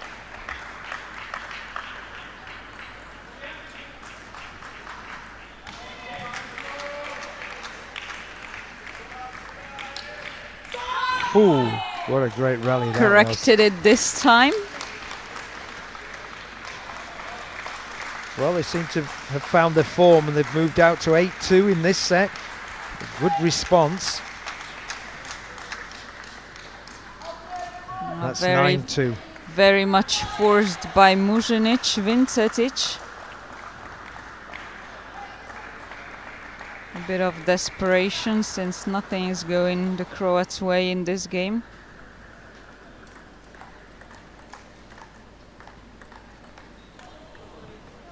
And just long there from Matic. But both teams going at each other, aren't they? They're not worried about playing the positive high-risk shots. Or to us they look like high-risk, or to me, should I say. And they're right down the middle from the Croatian Vincetic. 9-5. The Serbians trying to keep up their spirits. Determination to finish this now when Rankovic serves. Oh, just caught the edge of the table, didn't it? Yes, it did. Well, they pulled it back to 9-6. An apology won't help the Serbs, and again it's the officials who misscored this. Not quite sure what's going on here.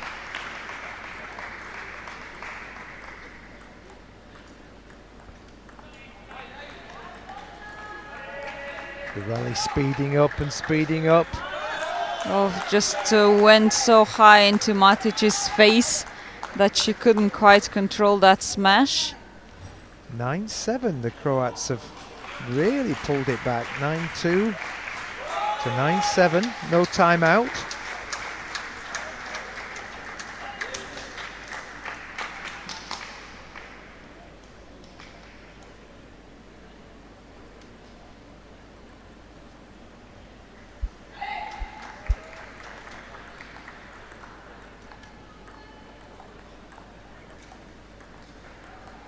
This is a patient.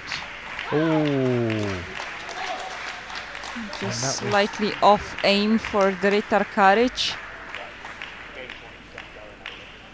So this is game point, 10-7.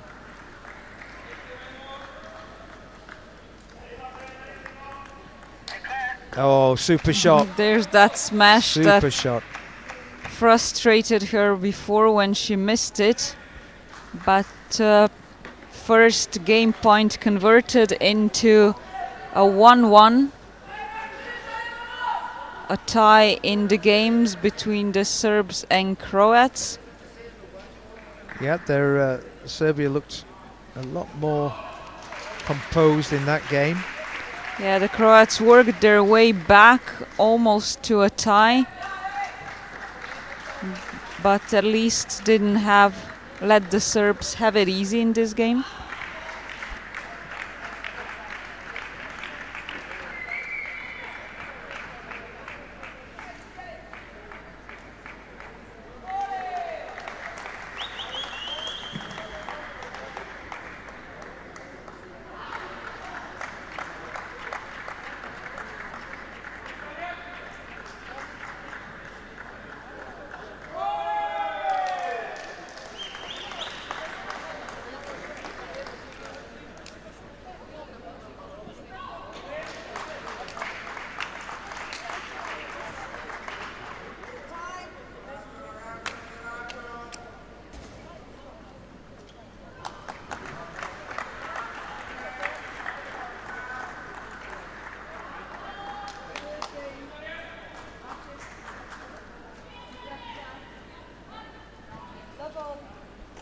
We're all square between this pairing from Croatia and Serbia.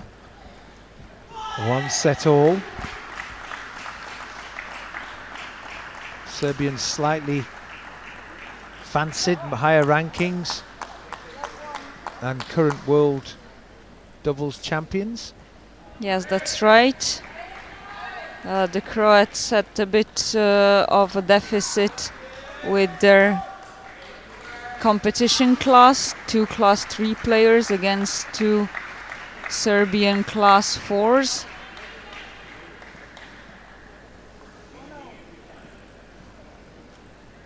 I think Mužinić thought the ball grazed the table there. I didn't see it that way, but it's hard to tell from here. Very hard. 1 apiece the score.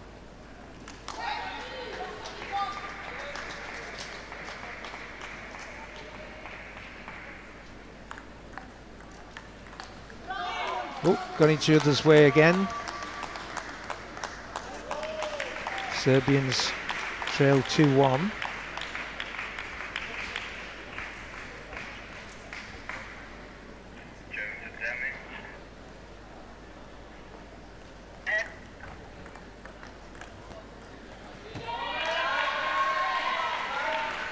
Into the net. 2-2.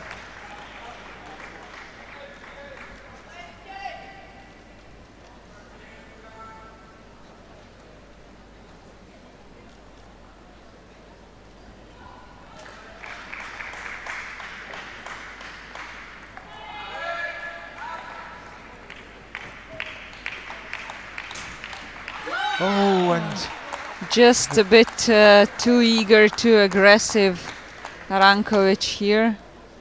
Not enough finesse to bring that to a close.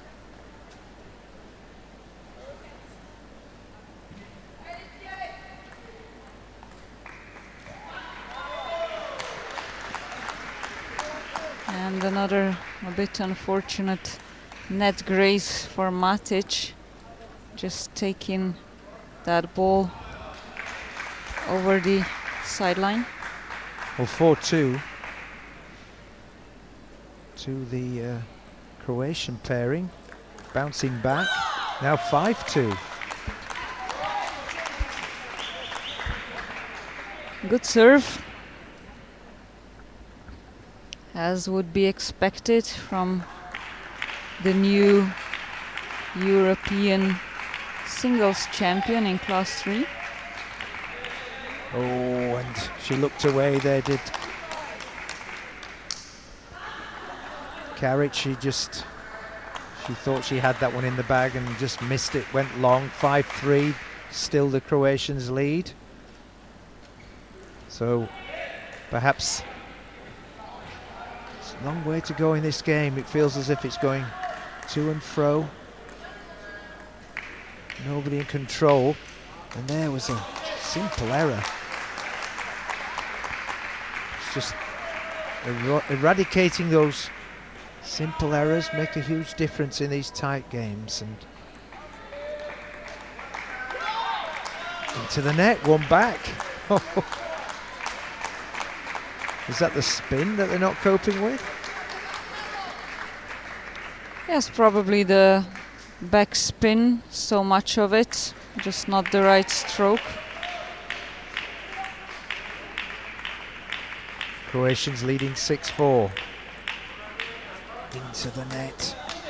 Yeah, they struggled with that middle, but one of them took it and actually confused Dritar Karic. She didn't know which racket and in which direction the ball will be coming from.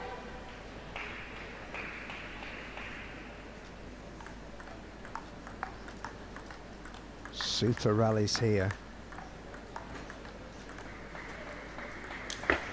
Oh, so well prepared, but this time it's Mužinić who tries too hard.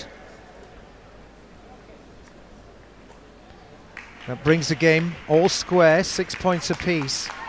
And no timeouts from either side at the moment.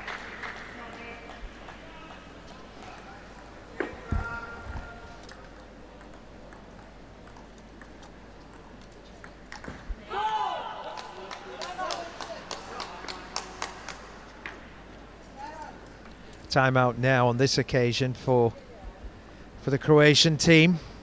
Just wanted to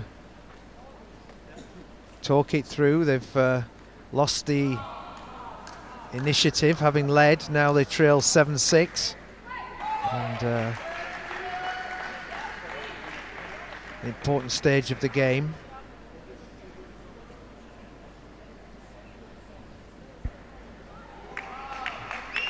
Just goes to show that every point and every game is important, even if it is only game 3 here now.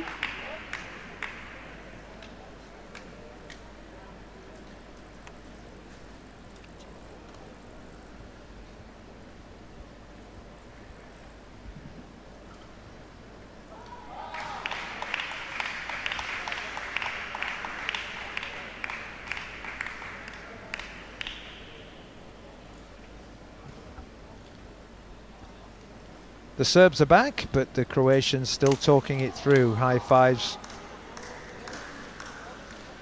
Certainly feel as if they're in with a shout.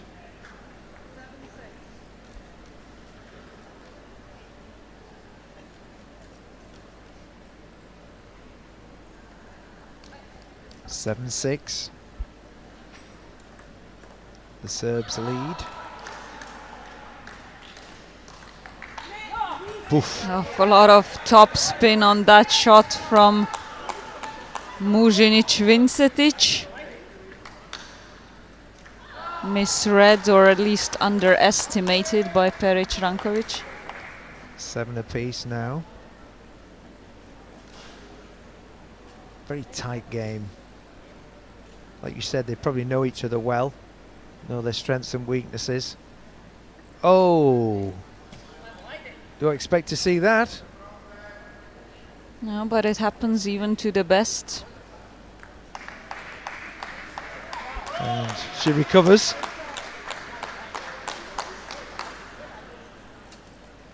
think that's when you take your eye off the ball, that's can happen, but 8 points apiece.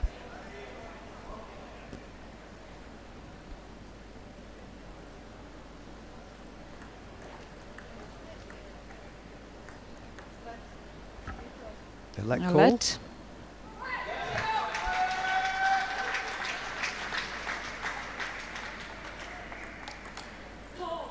Oof. Nowhere to Brilliant. No wonder Mužinić even managed to block it, even if it was well off the table. Suddenly the Serbians have got that advantage at 9-8 and service. So the threat. Oh, and that was goes for a kill as she should be, but no. No. Off for Matic this time. Too greedy, perhaps. A get out of jail card, as we call it, in the game of Monopoly. 9-all. Perhaps the slight advantage now with the Croatians in this set. They have the service. And they've not been in control of this set in the closing stages. Oh! Beautifully defended there in the middle by Mužinić. It's Perić Ranković now with a couple of defensive mistakes, maybe because she hasn't been playing that much. A little bit of advice there from behind, up from the coach, and they have a set point. And they've got it. They just made sure they were both prepared to attack, to counter, and both times the Serbs just fall short. Fascinating now as the Croatians lead 2-1 and the Serbians continue to chase.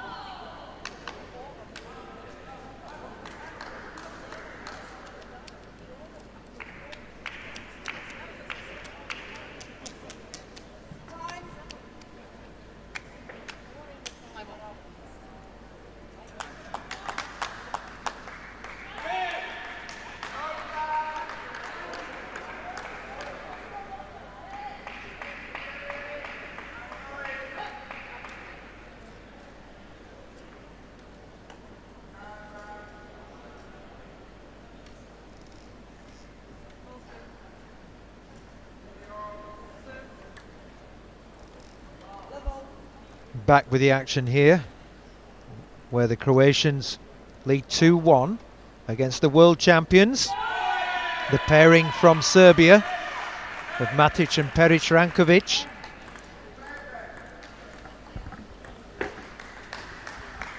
Admittedly, I've expected this to be a close one.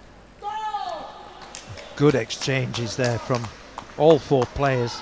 Wouldn't be surprised or against it if the Serbs now tied it up, bring us to that decider, extend this exciting match a bit longer.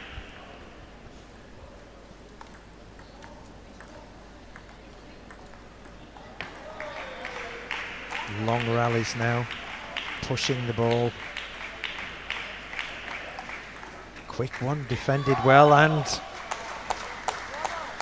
2-0 Croatia. Pressure mounts quickly if they suddenly... Sorry, one apiece.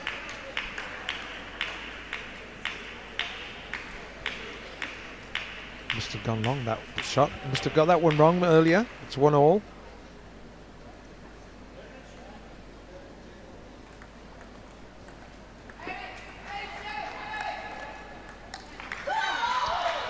Once again with that forehand. It served her well once or twice in this, but very much not so a couple of other times. 2-1. Serbia with the serve. Long reach then from Matic, and the net she manages, and that went long. It drifted over the end line from Karic. She won't be happy with that. Yeah, good reaction by Matic there. She was already getting prepared to smash the ball, saw it was too short and still reached so far out to bring it to the other side. Whew. But too loose here. Yeah. So the European singles champion got a bit of her own medicine there. And 3-2.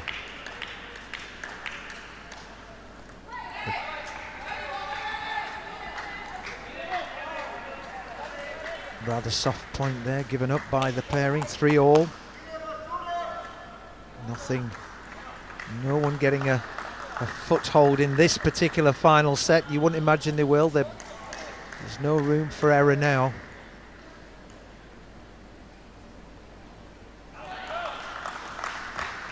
Good deep serve.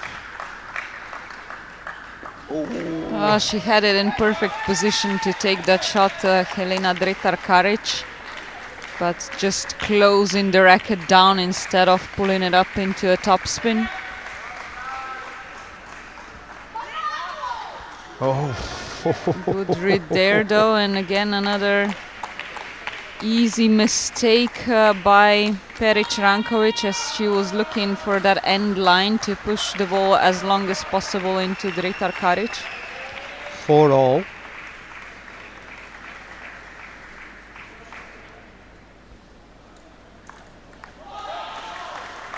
The left, well adjusted. Oh, grew big on Vincetic. She couldn't get it back. Yeah, just too close to Helena Dretar-Karic to take that backhand properly. This time Serbians have the lead, 5-4. What a serve that was. Whew. Inch perfect, or centimetre perfect, should I say. 5-all. The Croatians just keep edging forward. If they took this set, they would be through.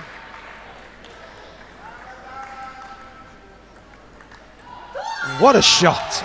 Karic loved that one. Yeah, beautifully anticipated. All the energy, decision, precision in the block return. Too much even for Peric Rankovic.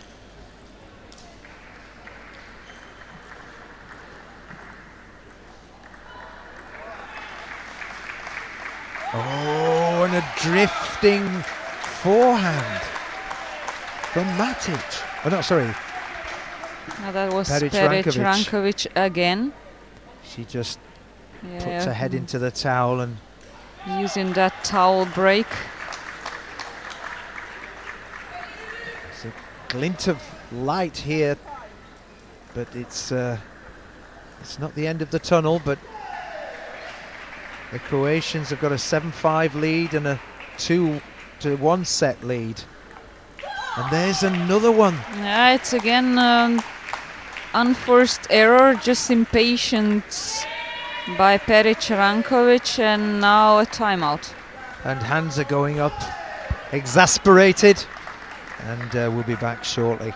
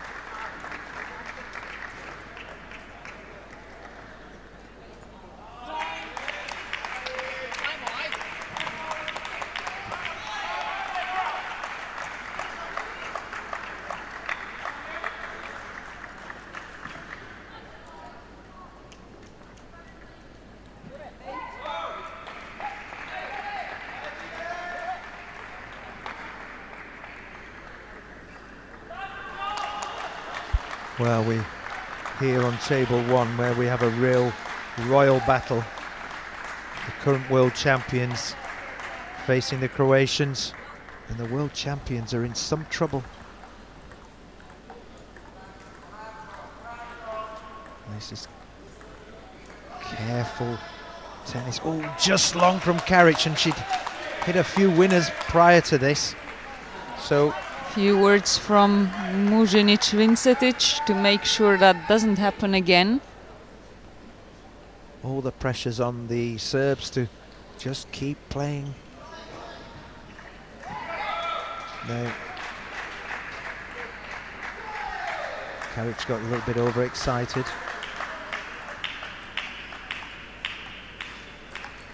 Nice change of direction there, Matic. Yeah, not with enough spin going into that. Just a quick afterthought reaction, it seemed.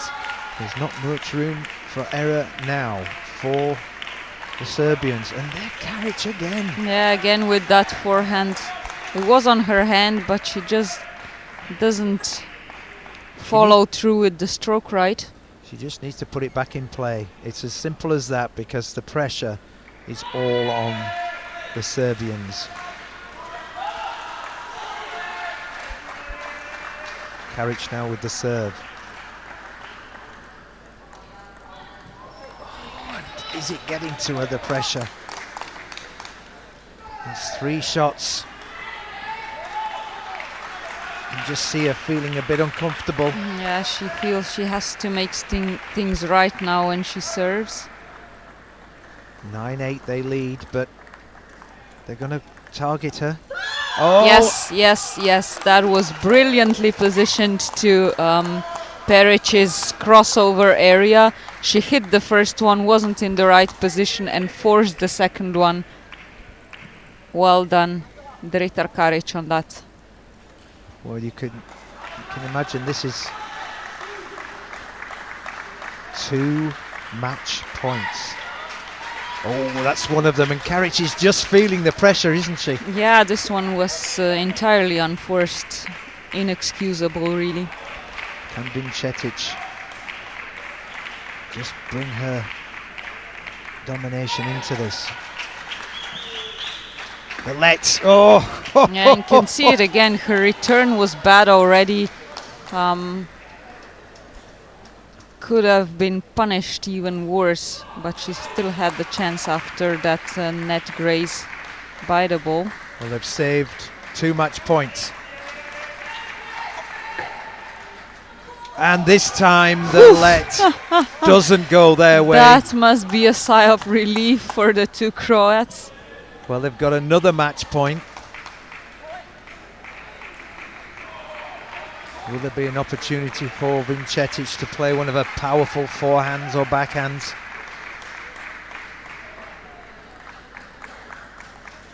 Nope, they're going to Karic. And she's gone There long, she and is. Matic has gone long. Borislava Peric-Rankovic gives that one away to the Croats, and it is a bit of an upset here as the world champions and first seeded pair of women's doubles 5-10 loses against their Croatian counterparts. A good win for the 2 Croats. They'll still have to battle it on with the Turks in this group of 3. Should make for an interesting setup to see who makes it further into the semi-finals. So 2 out of 3 teams. And yeah, the Turks and Croats still have to play each other. Well, not all lost, but what a great game we just had. And we'll be back for more. And we'll be with you in about 10 or 15 minutes.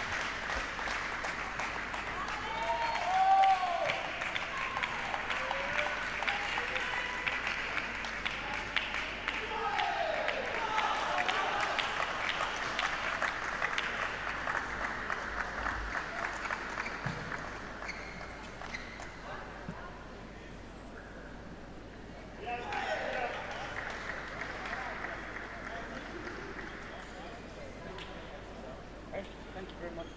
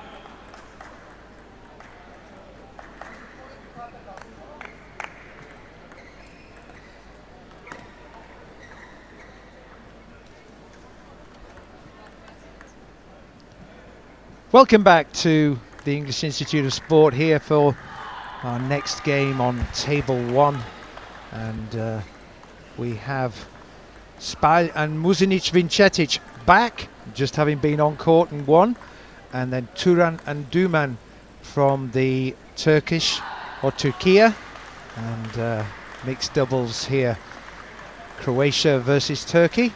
Interesting pair. Yeah, they're all rather interesting, especially the mixed doubles, since they're a completely new feature from a year and a half ago at international para-table tennis competitions.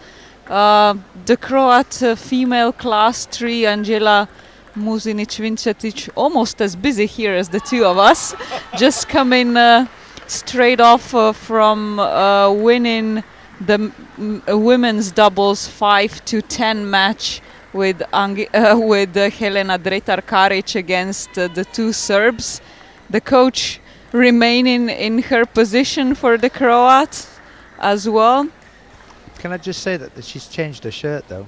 She has indeed. Yeah, the white color normally not a very popular one in table tennis because of the color of the ball, of course, and here we have one of the Turkish coaches, many busy here today.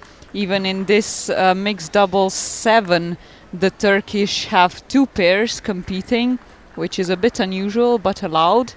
10 pairs overall, and starting off with the knockout system from the start, the two Croats 4th seeded, so they had a bye in round of 16, but the two Turks had to also wait for this match to start their doubles encounters. So it is straight to the quarterfinals for both of them, hoping to advance to the semifinals and to those medal positions. 1 point apiece from the early exchanges, and you've heard about the class system and how the points acquire, and there's the let, crawls over the net for Duman. A quick repetition for those who haven't been with us throughout the day. So mixed doubles 7 means that the combined score of the two classes of the two players can't exceed 7. We have Hatice Duman with class 3 player and Turan class 4 player, so that's a 7. Both of the Croats class 3. Bit of a unfortunate serve there from Duman, and an easy point back for Croatia. Great defense there, and oof! Turan completely, almost too much effort into it, and his chair went backwards with the force and left him short with the ball. Yeah, that happens when you lean forward too fast and don't control it with your non-playing arm. Good rallies here, but Duman under pressure. The Croats also successfully defended that middle. Both went for the ball, but just one took it really, which is always a consideration with wheelchair doubles. Vincetic with a bit of a loose serve there, goes long. 4-all. Turan, good serve. Just gets the edge there of the table. Yeah, we didn't see that on screen, unfortunately, but all of the players saw it, no doubt about that. 5-4 to the Croatians, and Vincetic bumping into her fellow colleague there.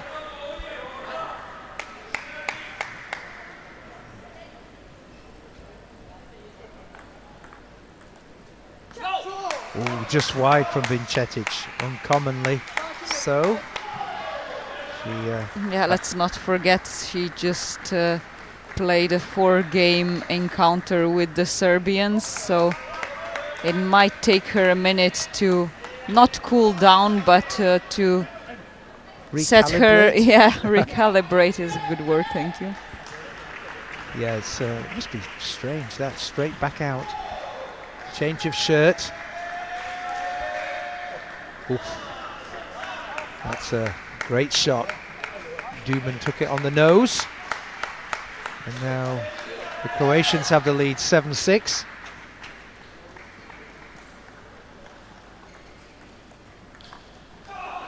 Oof. Got the let, got over the net. 7-all. Nothing between the teams. And Spy tried to intercede, but made a bit of a mess of it. And the let helped the Croatians that time. And we're all equal in net balls as well as the score. the Turks lead, sorry, it's 80 points apiece. That was a point to Croatia. Patience here. Oh, Vincetic. Yeah, if you paid attention, you just saw how she was ready with her backhand for every shot that Spal took. Never let down her concentration, and it was her turn. Just 2 excellent smashes. 9-8 to the Croats. Important point here. Turkey need this one back. Patience. Oh, and Duman knows she needed to lift that one over. Well, all of a sudden, 2 set points to the Croats. Haven't done anything remarkable, really. It's just fewer errors. Doesn't really matter in the end, as long as you win. Quick And apology, and to my point exactly. Just took the edge of the table, didn't it? You just skimmed it. And 11-8. And Vincetic, who's just come off the court, will be pleased that she's come back on and taken the first set in a close affair.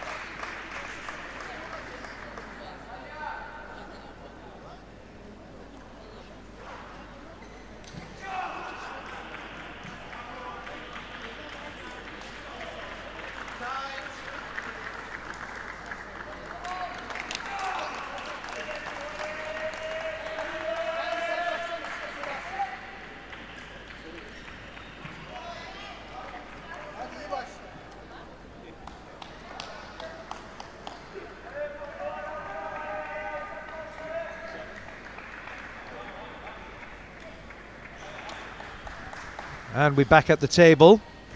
Table 1 here at the English Institute of Sport in Sheffield,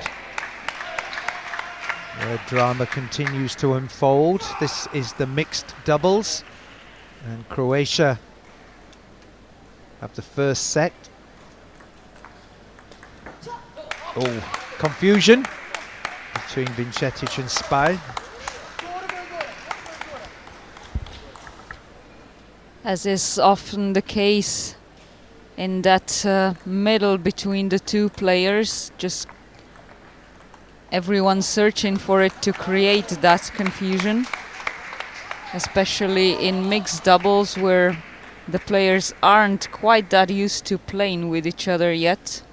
We've only had that discipline on program in para-table tennis since after the Tokyo Paralympic Games. Interesting there, Turan Duman, each drifting one past the end line and just trying to calm each other down. Oh, tossing the ball up.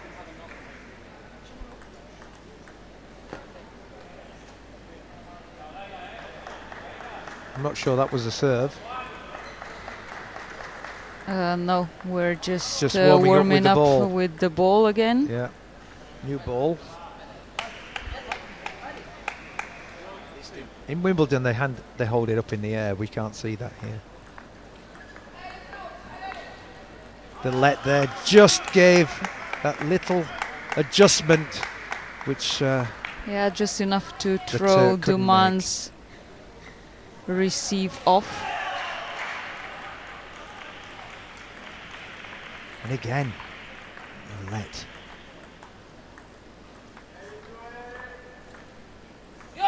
Long from Spy. Searching for that middle as possible towards the end line as it gets, but it was just over. 3-2 to the Croatians.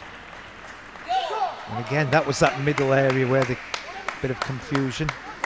Yeah, the two Croats clearly trying to place most of the balls towards Hatice Duman.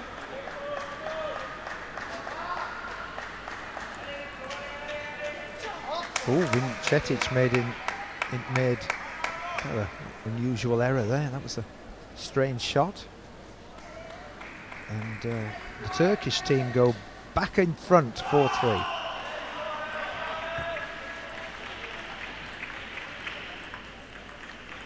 Good defense from the Turks, and Vincetic just looking a little again, bit. some hesitation. She tried with a lot of backspin, but too much in this case.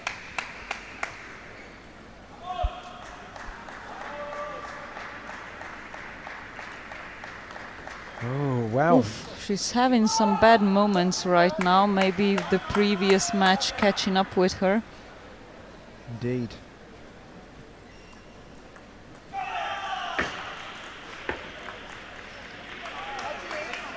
Pulled Comes herself back. together now. He's back with a key point. Hopefully not just for 1 point. I like the way she jogs in her chair. She's anticipating energy all the time. Yeah, and if you follow her playing arm, she's always there prepared waiting. Great defense. Good attacking play from the Turks. Sometimes those shots you do miss, but seem to be the right shot to take. 5-6 or 6-5, the Turks did serve. And Vincetic Too far away from that one for the top spin. Fell on the table before she could finish the shot. 5-7. Just drifts long. 6-7. Oof. Just got the edge of the table there, didn't it? And yeah, put himself into trouble with his side spin serve there, Spal. 6-8. Oh, 8-6. Yeah, that middle working against Duman and Turam. Both 7-8. reached for the ball, neither of them got it right. Oh, and I think he knew he had an opportunity there. Definitely so. This was just very lucky for the Croats that they weren't punished for that quite poor receive. Well, it's 8-all, and now back with the Croatians for a serve. And that was... Muzinic set up Spal for attack nicely here. Hatice Duman had to reach very far towards the net to reach that ball. She's a short player, and Muzinic knows it. They're both class 3, so they played each other many times before in singles and exploited it perfectly. And you know, they've not really been in control of this set, the Croatians, and suddenly they're 10-8 up. And 2 set points to go 2 sets up in the game. Yes, but I would argue that it was just the 3 easy mistakes by Vincetic that put them into this difficult position in the first place. But a quick point back. one more chance to bring this to 2-0.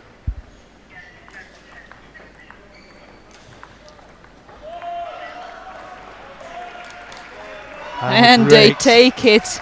Muzinic was ready this time. Perfect timing for this smash. Too fast for Turan. And it's 2-0 to the Croatian pair. 2-0, and I think the Turks will feel a bit disgruntled and disappointed, but they've got a mountain to climb.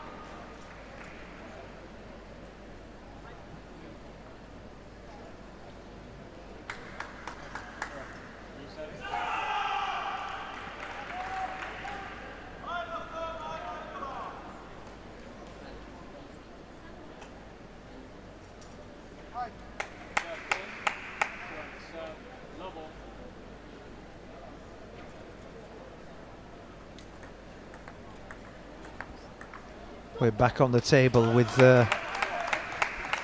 2 sets to love, the advantage to the Croatian pairing, and they're 1-0 up now in this 3rd set.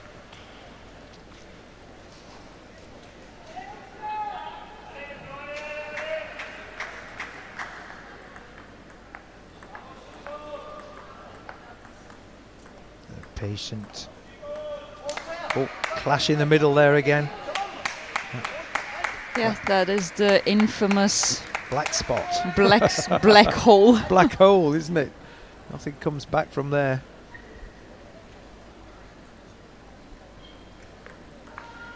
Good serve. Whoa. Yeah, and now perfectly first positioned with the pushes and then attacked by both Croats. 2-1 to the Croatians, and they'll be just happy to go inch by inch to the closing stages of this set and be close. Yep, good pressure.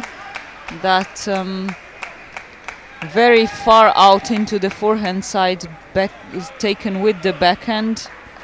That takes a lot of wrist twisting, I can tell you. Oh, seemed a little bit. He wasn't ready for this one, I felt. More hit the bat than really knew what he was doing.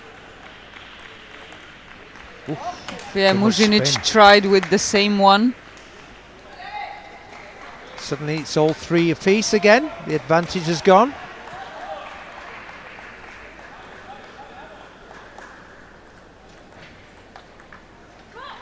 That's a good shot there from Spal. That was an easy job for the Turks to catch up. 2 mistakes, one by Spal, one by Muzinic, but they're back. Boom, like that, just like that. And Duman just couldn't quite get that reply correctly. So 5-3, and this is just how the Croats would like it, just staying ahead 1 or 2 points, and the pressure is going to build on the Turks, who trail by 2-0. Oh, and Duman, perhaps a timeout now would be an appropriate thing. Yeah, that's exactly what's happening. Duman struggled with the rotation that came back from Spal's pimpled rubbers there. And one last attempt to stay in this game, to stay in the match for a medal and the semi-finals in this mixed doubles 7. That's right. 7 is the score. or 7 is the class, should I say? Important to point out that this is a discipline that will also be featured at the Paralympic Games next year. So a way for the teams to test their pairings, to pick the best one, to hopefully even get some experience, some training in, see what the other doubles are doing. Yeah, it's a great way to prepare. I think Cetic is just slapping her shoulders, getting up for this. They lead 6-3. They know they've got a super opportunity to progress. 3 sets to 0 if they can get a early grip of these exchanges. Oh, and they get the luck. Luck on their side. That's a big point. 7-3. Yeah, they'll happily take it, I think. And wasn't very well executed, but it came off.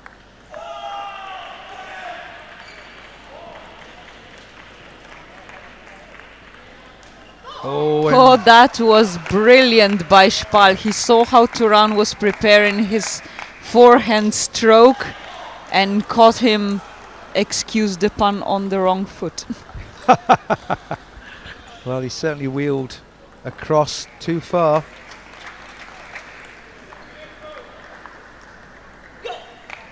Yeah, he tried it for the second time now in this point as well, but you can't count on Turan being unprepared every time, especially after how he got burnt in the previous encounter. It's still 8-4. And yeah, Spal falling asleep there. This is again the second such occasion in this game. 5-8. Oh, and so much underspin in that ball saved Muzinic from getting a smash back from Duman. Now it's all about having to play percentages by the Turks because they're 9-5 down. Little room for any error now. And there was one of them, and there's the first one. That's match point. Or match points.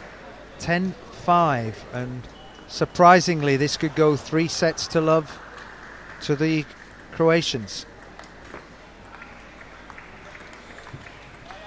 And Spal trying to dominate, and does. Yeah, it's not too surprising. The 4th-seeded double in double 7, the Croats Anđela Muzinic, Vincetic and Tomislav Spal overcome Nesim Turan and Hatice Duman of Turkey to face in the semi-finals tomorrow the winners between Marien and Voltier from France and Ciric and Peric Rankovic from Serbia. Well, another great game. Congratulations to the Croatians, and we'll be back for one more last game this evening from the Institute of Sport in Sheffield.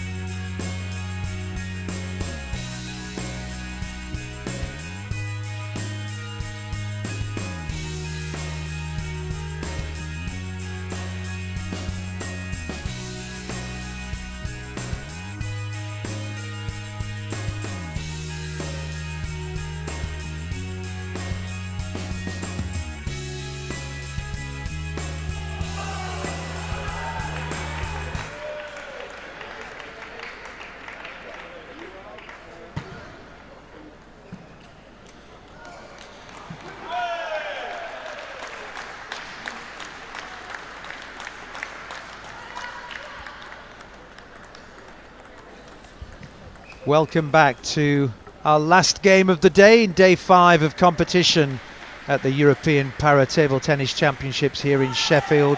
The venue is the English Institute of Sport, and your commentators are Yuri and Matea, as we have been all day long.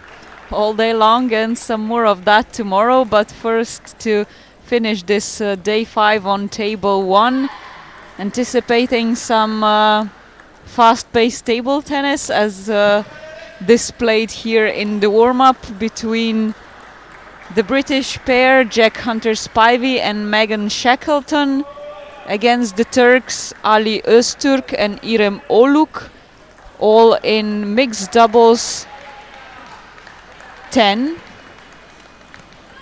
Just 4 pairs in this class competing in a group and round robin. Megan Shackleton and Jack already lost their first match. The Turks won against the Israeli couple. The Serbs were too strong for the Brits, and if the Brits want a chance for that medal, for that gold or silver position, they'll have to win this one, but it will be a difficult match. Yep, it's a must-win to progress really towards a medal opportunity. So the Turks are the favourites. Yeah, and since we only have 4 competing pairs, it means that we'll only be awarding a gold and a silver, no bronze medals. Jack determined to get another one, clearly. Wow. Powerful hitting there from the British player who's already got a silver medal to his name. Yeah, we're certainly hoping to finish this day on an exciting note, and so far so good. And Öztürk reaching there, couldn't quite get over the ball, took the top of the net and well over the back end of the table.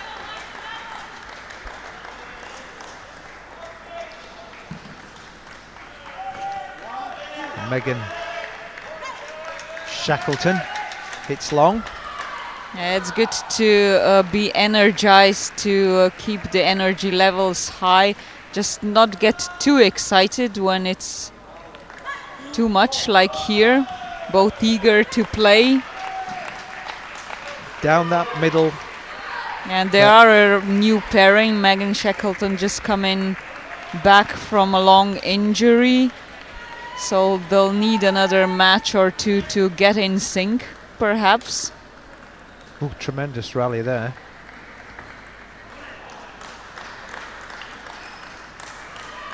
Oof. Double luck for Oluk here. First grazed the net and then the edge of the table. Seen it all, and it was down the middle. Couldn't be any better. Yeah, it doesn't get much more difficult for Megan and Jack than this one. So 3-2, the Turks have the early lead. Gentle serve, just went long from Megan Shackleton. Set it up nicely, but she needed to execute.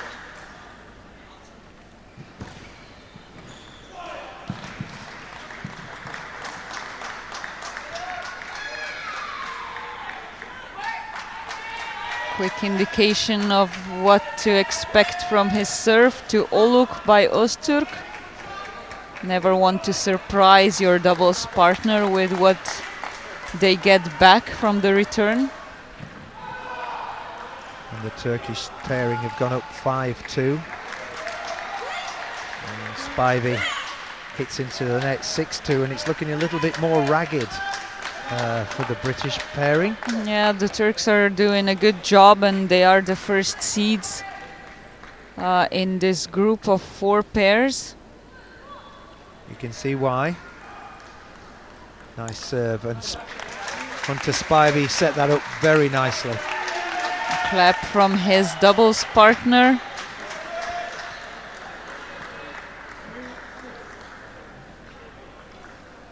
Quick discussion between the Turks of how to avoid this in the future. Long. Nice little passage of play for the British pairing. So many fine margins wherever you play this game when you're hitting with such power.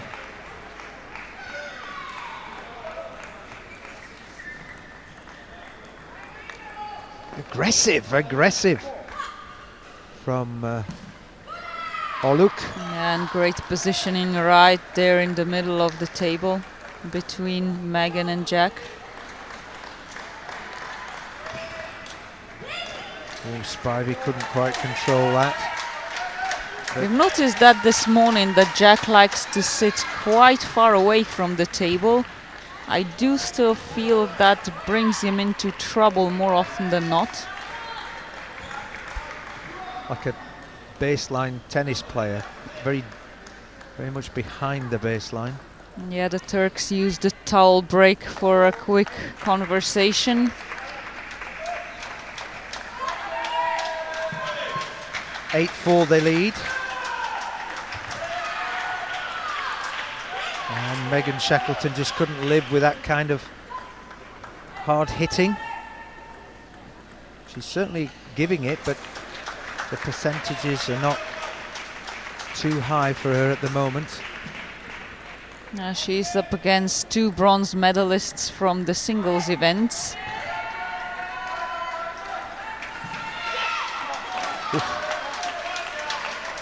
Bit of a That miss was there. just too aggressive. You don't need to do it. I would think Oluk now said to him. Well, they lead 5-9, and with serve, and again aggressive. Yeah, again. 9-6. Still a strong advantage with the Turks in this first set. Should perhaps try to bring this to a close with a little bit more calmly. Although you have to keep the pressure up. 7-9.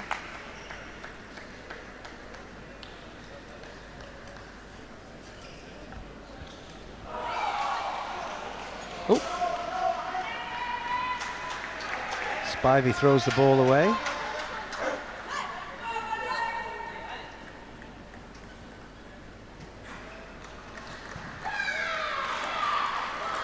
Wow, what a rally! And Jack Yeah, that was better. Spider. As soon as the Turks don't try to overdo it, it's much more on their side. 10-7. Set points. 3 against the Brits. Poof. Yeah, Öztürk killed that one. that was strong. But once again, just over the table. Looked good to me, apologies. Like I've been pointing out, he's overdoing it with these shots, in my opinion. And since it was his third miss of this game. 8-10 with serve. Still fancy the Turkish pairing to take this. And long again. Nicely switched by Megan from all looks clear backhand side, a bit more towards the outside of the elbow area. Forced her into a forehand, but that one wasn't in the right position to do so.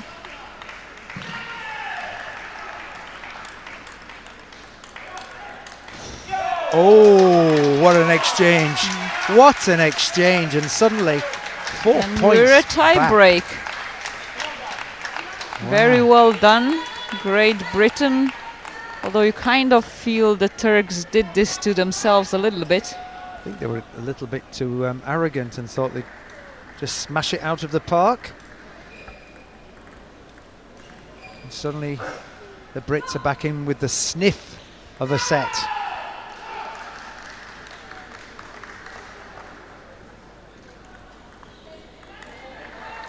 Let call. All the let.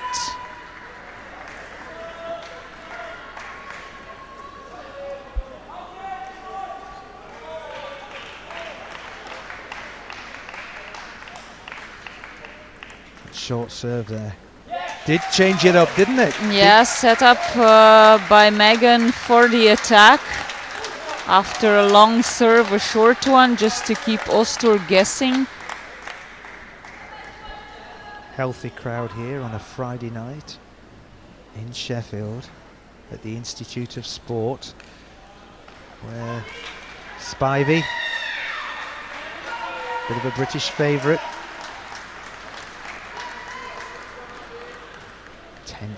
Tense final point here, or is it a final point? And it is. 6 points in a row for Megan and Jack, winning them this first game. Excellently fought back is all you can say. Well, a great start from the Brits. They came back from the precipice and took a win. And maybe that will be a signal for the Turks to spice it up. We'll be back shortly.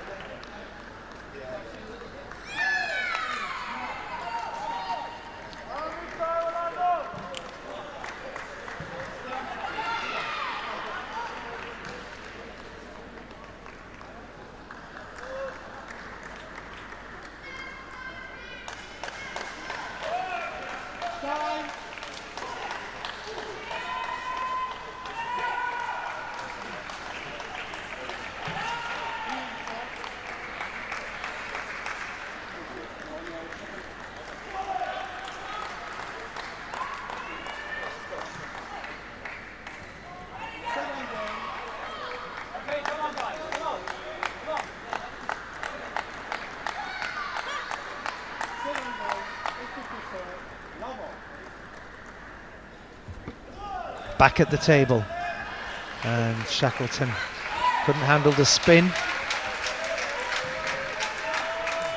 Yeah, they have to build up on that excellent streak of 6 points consecutive in the previous game. That will be playing on the mind of the... shaking a little bit with spasms there, I see. Well, interestingly, that helped to hit a beautiful shot, a winner. I'm sure she'll settle in.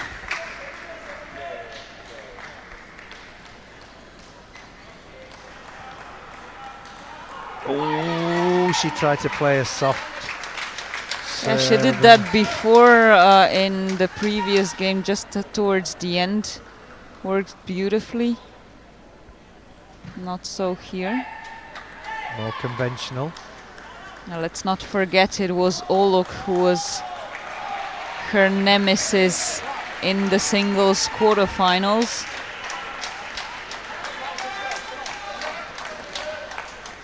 She just drifted away there, and the Turks have got a 3-1 advantage.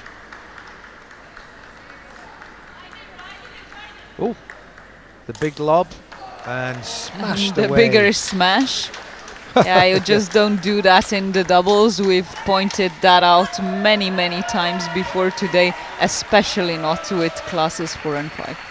I think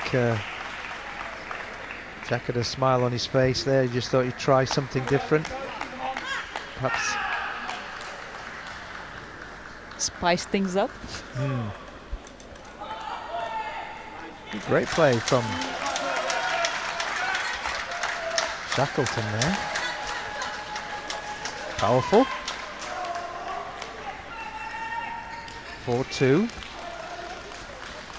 It's just the Brits hanging around, and it'll be playing on the Turks' mind that they lost that game when they should have really won it. Or set.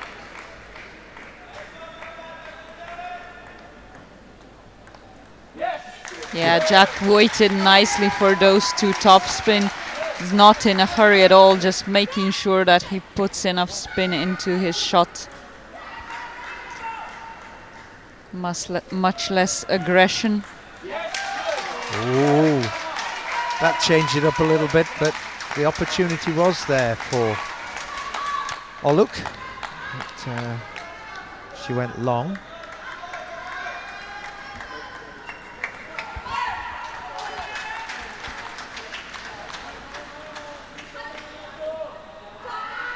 Four all again. Shackleton just needs to stay calm. Just off the edge of the table, nothing to be done here, but remain calm for the next one.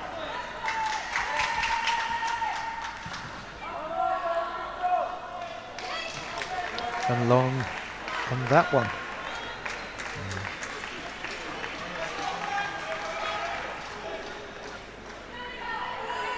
Giving the lead back to the Turks again. 6-4. Shackleton just needs to stay calm. Gets the bit of luck. What a amazing recovery from Osturk now on 3 of his shots. Against the net, against the smash. Whatever came his way, he was ready to deal with. Again, the Turks eke out a lead. And the short serve works. Yeah, she tried to get the better of this Oluk, but just short.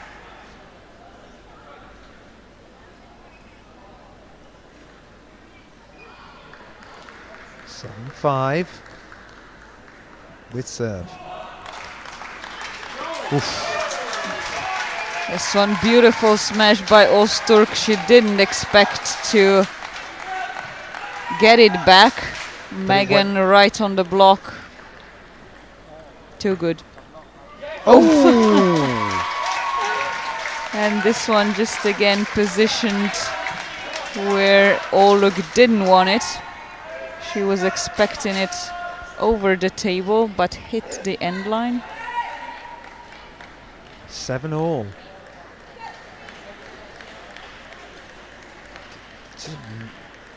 A few nerves and jitters. Oh my word, what a rally. What a shot from Shackleton. Beautiful, beautiful, and the crowd loves it too.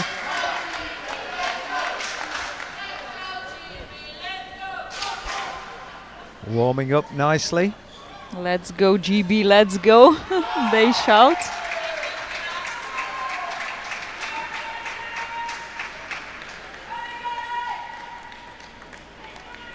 My word, what a rally that was, and just a let there from Just off the edge of her racket for Shackleton as the ball touched the net and changed the direction a bit. no hand of grace there from the Turks. They just wanted the point. Why not? 8 apiece. And it's edging towards that second set, and she got it. She got it. And now they find themselves 9-8 up. And the Turks will be worrying. And it's still Megan to serve. Could be an advantage if she makes good use of it. Oh, excuse me. Serve on the Turks side. Just gently pushing this back. Yeah, keeping things calm. Oh! Unforced error couldn't get better for Jack Hunter-Spivey and Megan Shackleton now here at the end of game 2. And it's 2 points they can use to win it. Well, if they went up 2 sets to love, that would be something, but still got to be done. Still got to be done. Let's not forget they need this win should they want to fight for a medal here in a group of 4. Oh, and she's gone long. The first one does it. Now it was Megan Shackleton who used her excellent serve to bring this second game home. Well, fascinating things happening here at the final game here at EIS, where the Brits lead the Turks 2-0 in the mixed doubles. Class 10. We'll see you back shortly.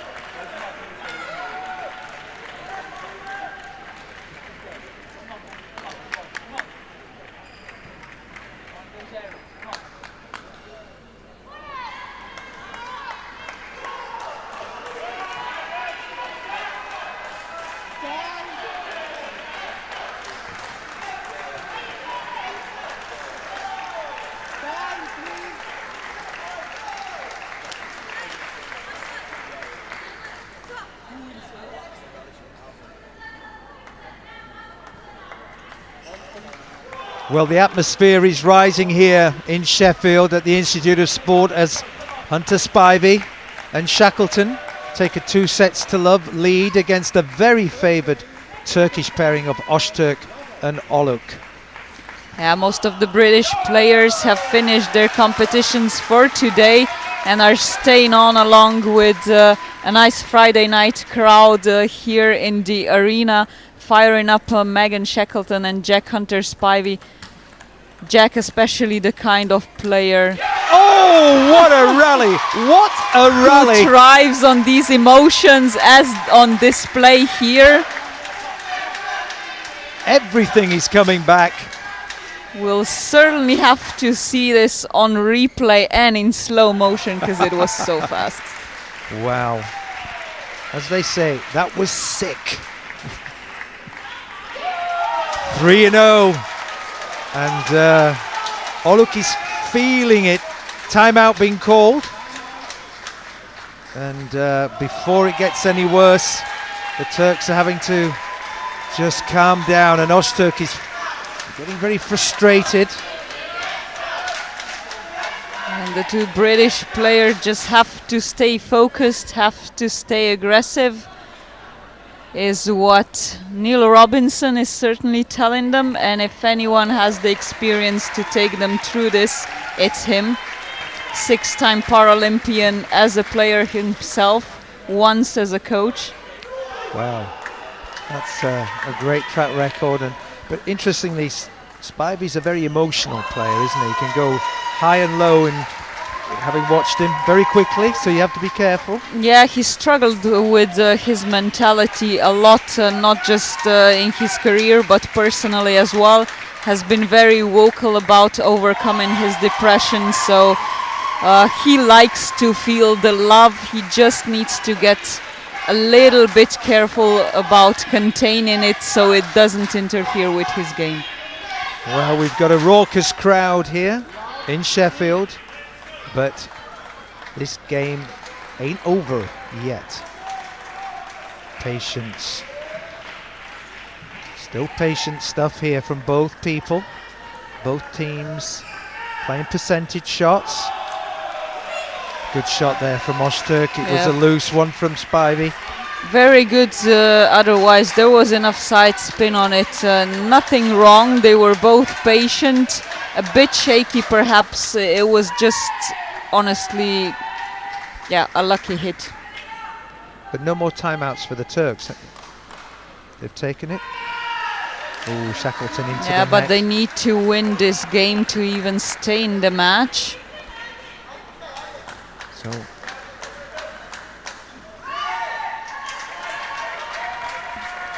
GB pairing just want to take a point out of these two serves at least.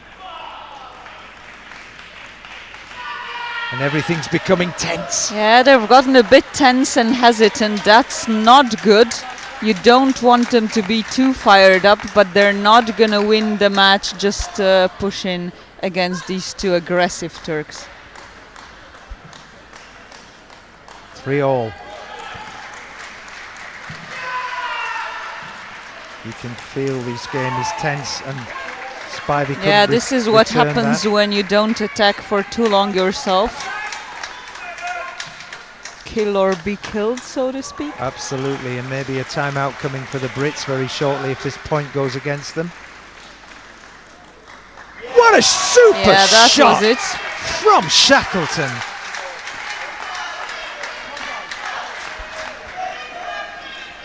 Cross-court killer. Really important, that broke the momentum. Oh, and Spivey drifts away. It's about hanging in here because you've seen the Turks get towards that 9-8, 10-point mark and they do implode, so it's just staying with it. Oh, what a smart play. That was absolutely brilliant. Almost touched the stand of the net, which would have counted as well. But just doesn't get more accurate than that. And if you go short in doubles, this is what it takes. Shackleton went for the winner. They just need to play percentages here. 6-5, the Turks lead. They have the serve. And the Brits just want to get nearer that. Oh. I think that's just tension, isn't it? There's nothing else really. Just I have warned about this a little bit. This is when things heat up in the head. The stakes go higher, the appetites go higher, and the Turks feel they have nothing to lose anymore. So unless Jack and Megan are careful but keep their energy up, this can turn around quickly. Yeah, there's a loose shot there from Shackleton. 7-6. I don't think this will be pretty. They just want to get towards that 9-8 mark and be level pegging. Oh, what a shot that was from Ozturk was waiting for that. You can't trick a player like this 2 times in a row with the same one. But you can with a different spin on the serve. Megan proving that she's one of the best servers in female wheelchair game. 7-all. 2 sets up. Just the Brits want to just keep edging towards that 10-point mark, and the pressure will build on the Turks. Who will blink first? Oh, and Shackleton just went long. Yeah, you could just see that she's thinking with every single stroke, is this the one to attack? Is this the one to attack? Or do I just keep it on the table? But just keeping it on the table won't do here. And there's that just winning proved shot. that. Yeah. No, So they have to do more. 9-7. Megan and Jack have to do more. Maybe that will spark that. Surprised they haven't had a timeout in this one, just to realign themselves.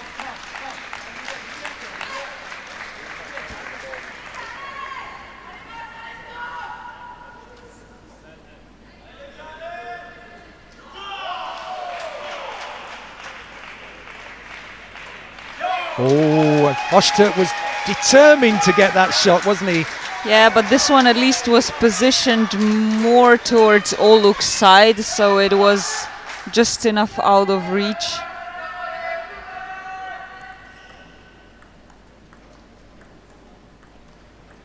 Oh, you can feel the tension. Yeah, and you can see Öztürk waiting the entire rally. He was waiting there next to Oluk's shoulder to take that shot while she was doing the backspin strokes. Well, And there's that margin of centimeters that decide. 8-10, the Turks have to take this set.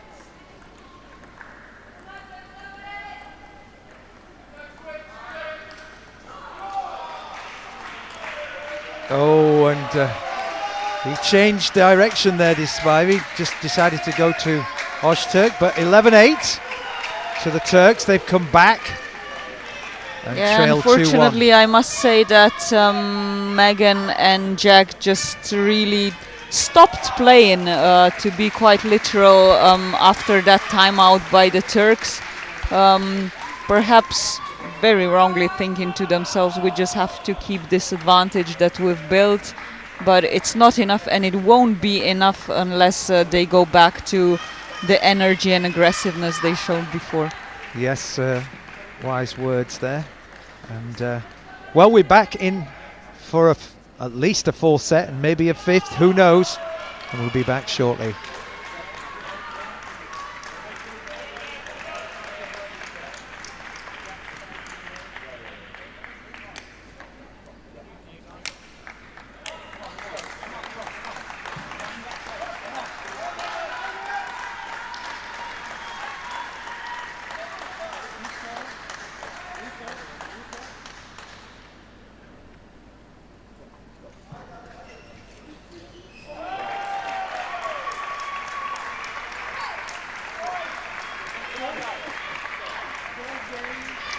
Well, 2-1, the Brits leave. What a game we have here.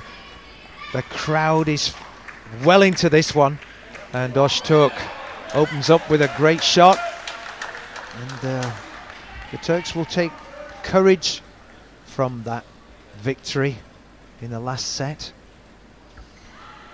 It's sometimes difficult to bring that energy back after you've switched it off, as Jack and Megan did, unfortunately, especially if they're an inexperienced couple together or a pair together. They've given the Turks a way back in, and they are taking it. 2-0. Let.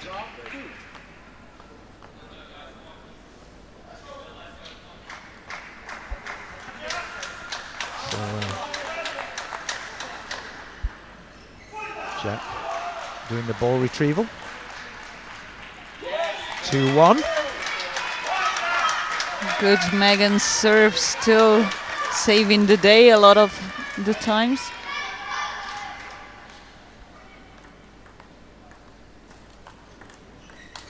Oof. He was Öztürk too finding well his range. positioned there with his forehand. You can see that Megan and Jack are trying to find that middle, but more towards Oluk side of the table positioning. It's just not precise enough. Conversation there with the referee about something. But 3-1, the Turks lead.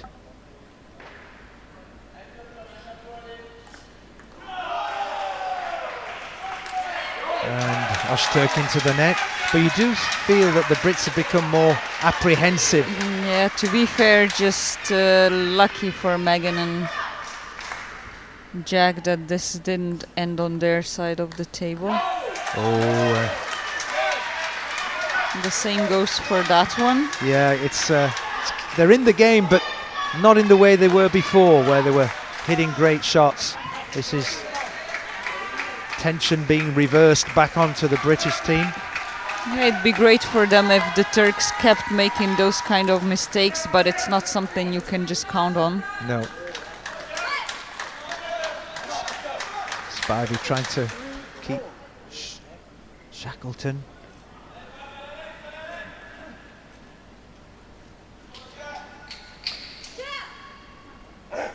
Spivey with a serve. Long from Oluk. Suddenly they've taken the last 3 points out of nowhere, really. Yeah, how quickly things can change. And the coach getting animated in the back, look. He's saying that the athletes' wheelchairs are over halfway. And the referees are the coming to have umpire a will look. check that out, but it all seems okay. I mean, I never got the feeling that there's a problem when they were on this side that we see on screen. Maybe just an impression because their bodies look so close. Close there. To be fair, I wouldn't complain about it too much if I was Neil Robinson, because that middle has worked against the Turks more often than not.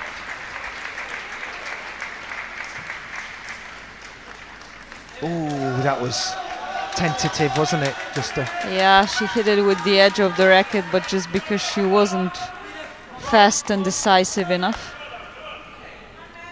But these games are full of tension, and you never know how you respond under pressure until you're under it. Oh, well done. Yeah, that was Oluk. good. It was Jack who was playing this too nonchalantly for a couple of shots.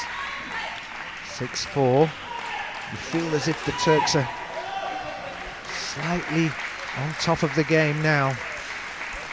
It needs something special from one of the two of these players to re-energise the British hopes.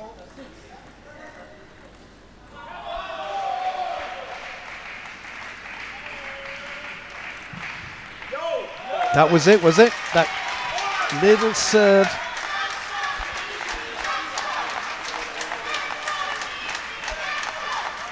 Short serve coming off again.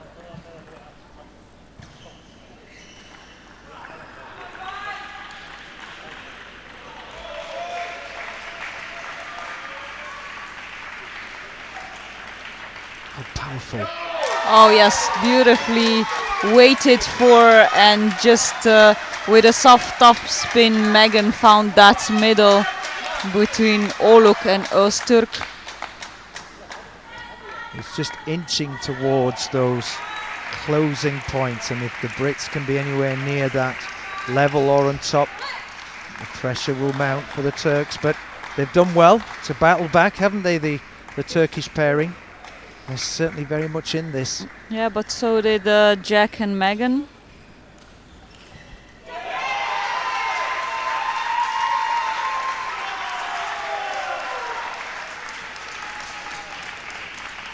Wow, what responses here, and Öztürk just got the edge of the table. Yeah.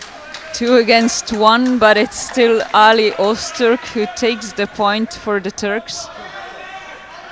The finest of edges there got them over. Nothing wrong with that. It was good, positive play.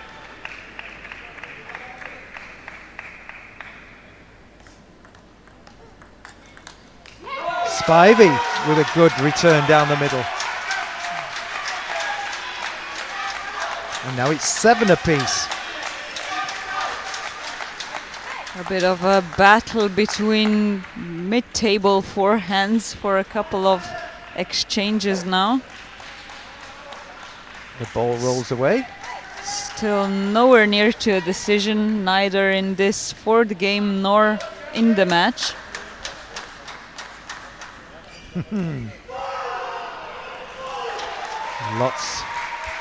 Lots happening.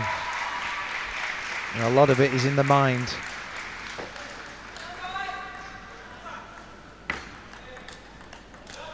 Tremendous returns from both players. Oh, and Shackleton just missed a out. little bit long. I thought for a second it would end up on the table, but you have to give it once again to Öztürk. He was the one who so strongly opened up. Oh, a good shot from Spivey there onto the Oluk. Yeah, backhand. Beautifully using the side spin from Öztürk's attack, bringing Oğlum into trouble. 8 points apiece. This is where they wanted to be. In the hunt as we approach these final points in this set. Oh my, that was an interesting decision from Shackleton. Yeah, tried to play it strong, which isn't necessarily the wrong decision. It just wasn't executed right.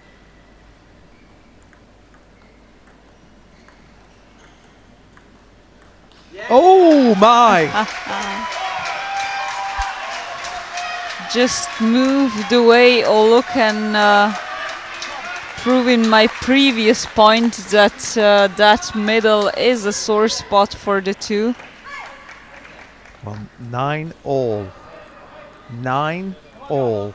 Can the Brits take this decisive fourth set? The magic Megan serve would come in handy now twice in a row.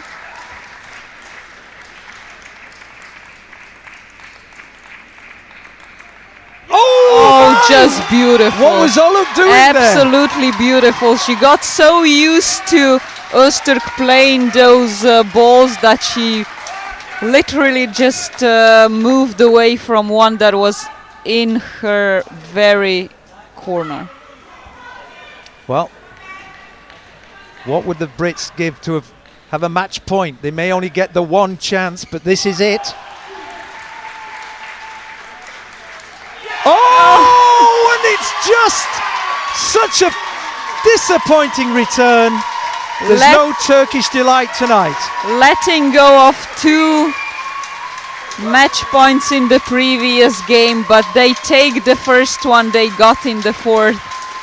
Well done indeed to Jack Hunter Spivey and Megan Shackleton in front of the fired up home crowd against the first seeded players here in mixed doubles 10.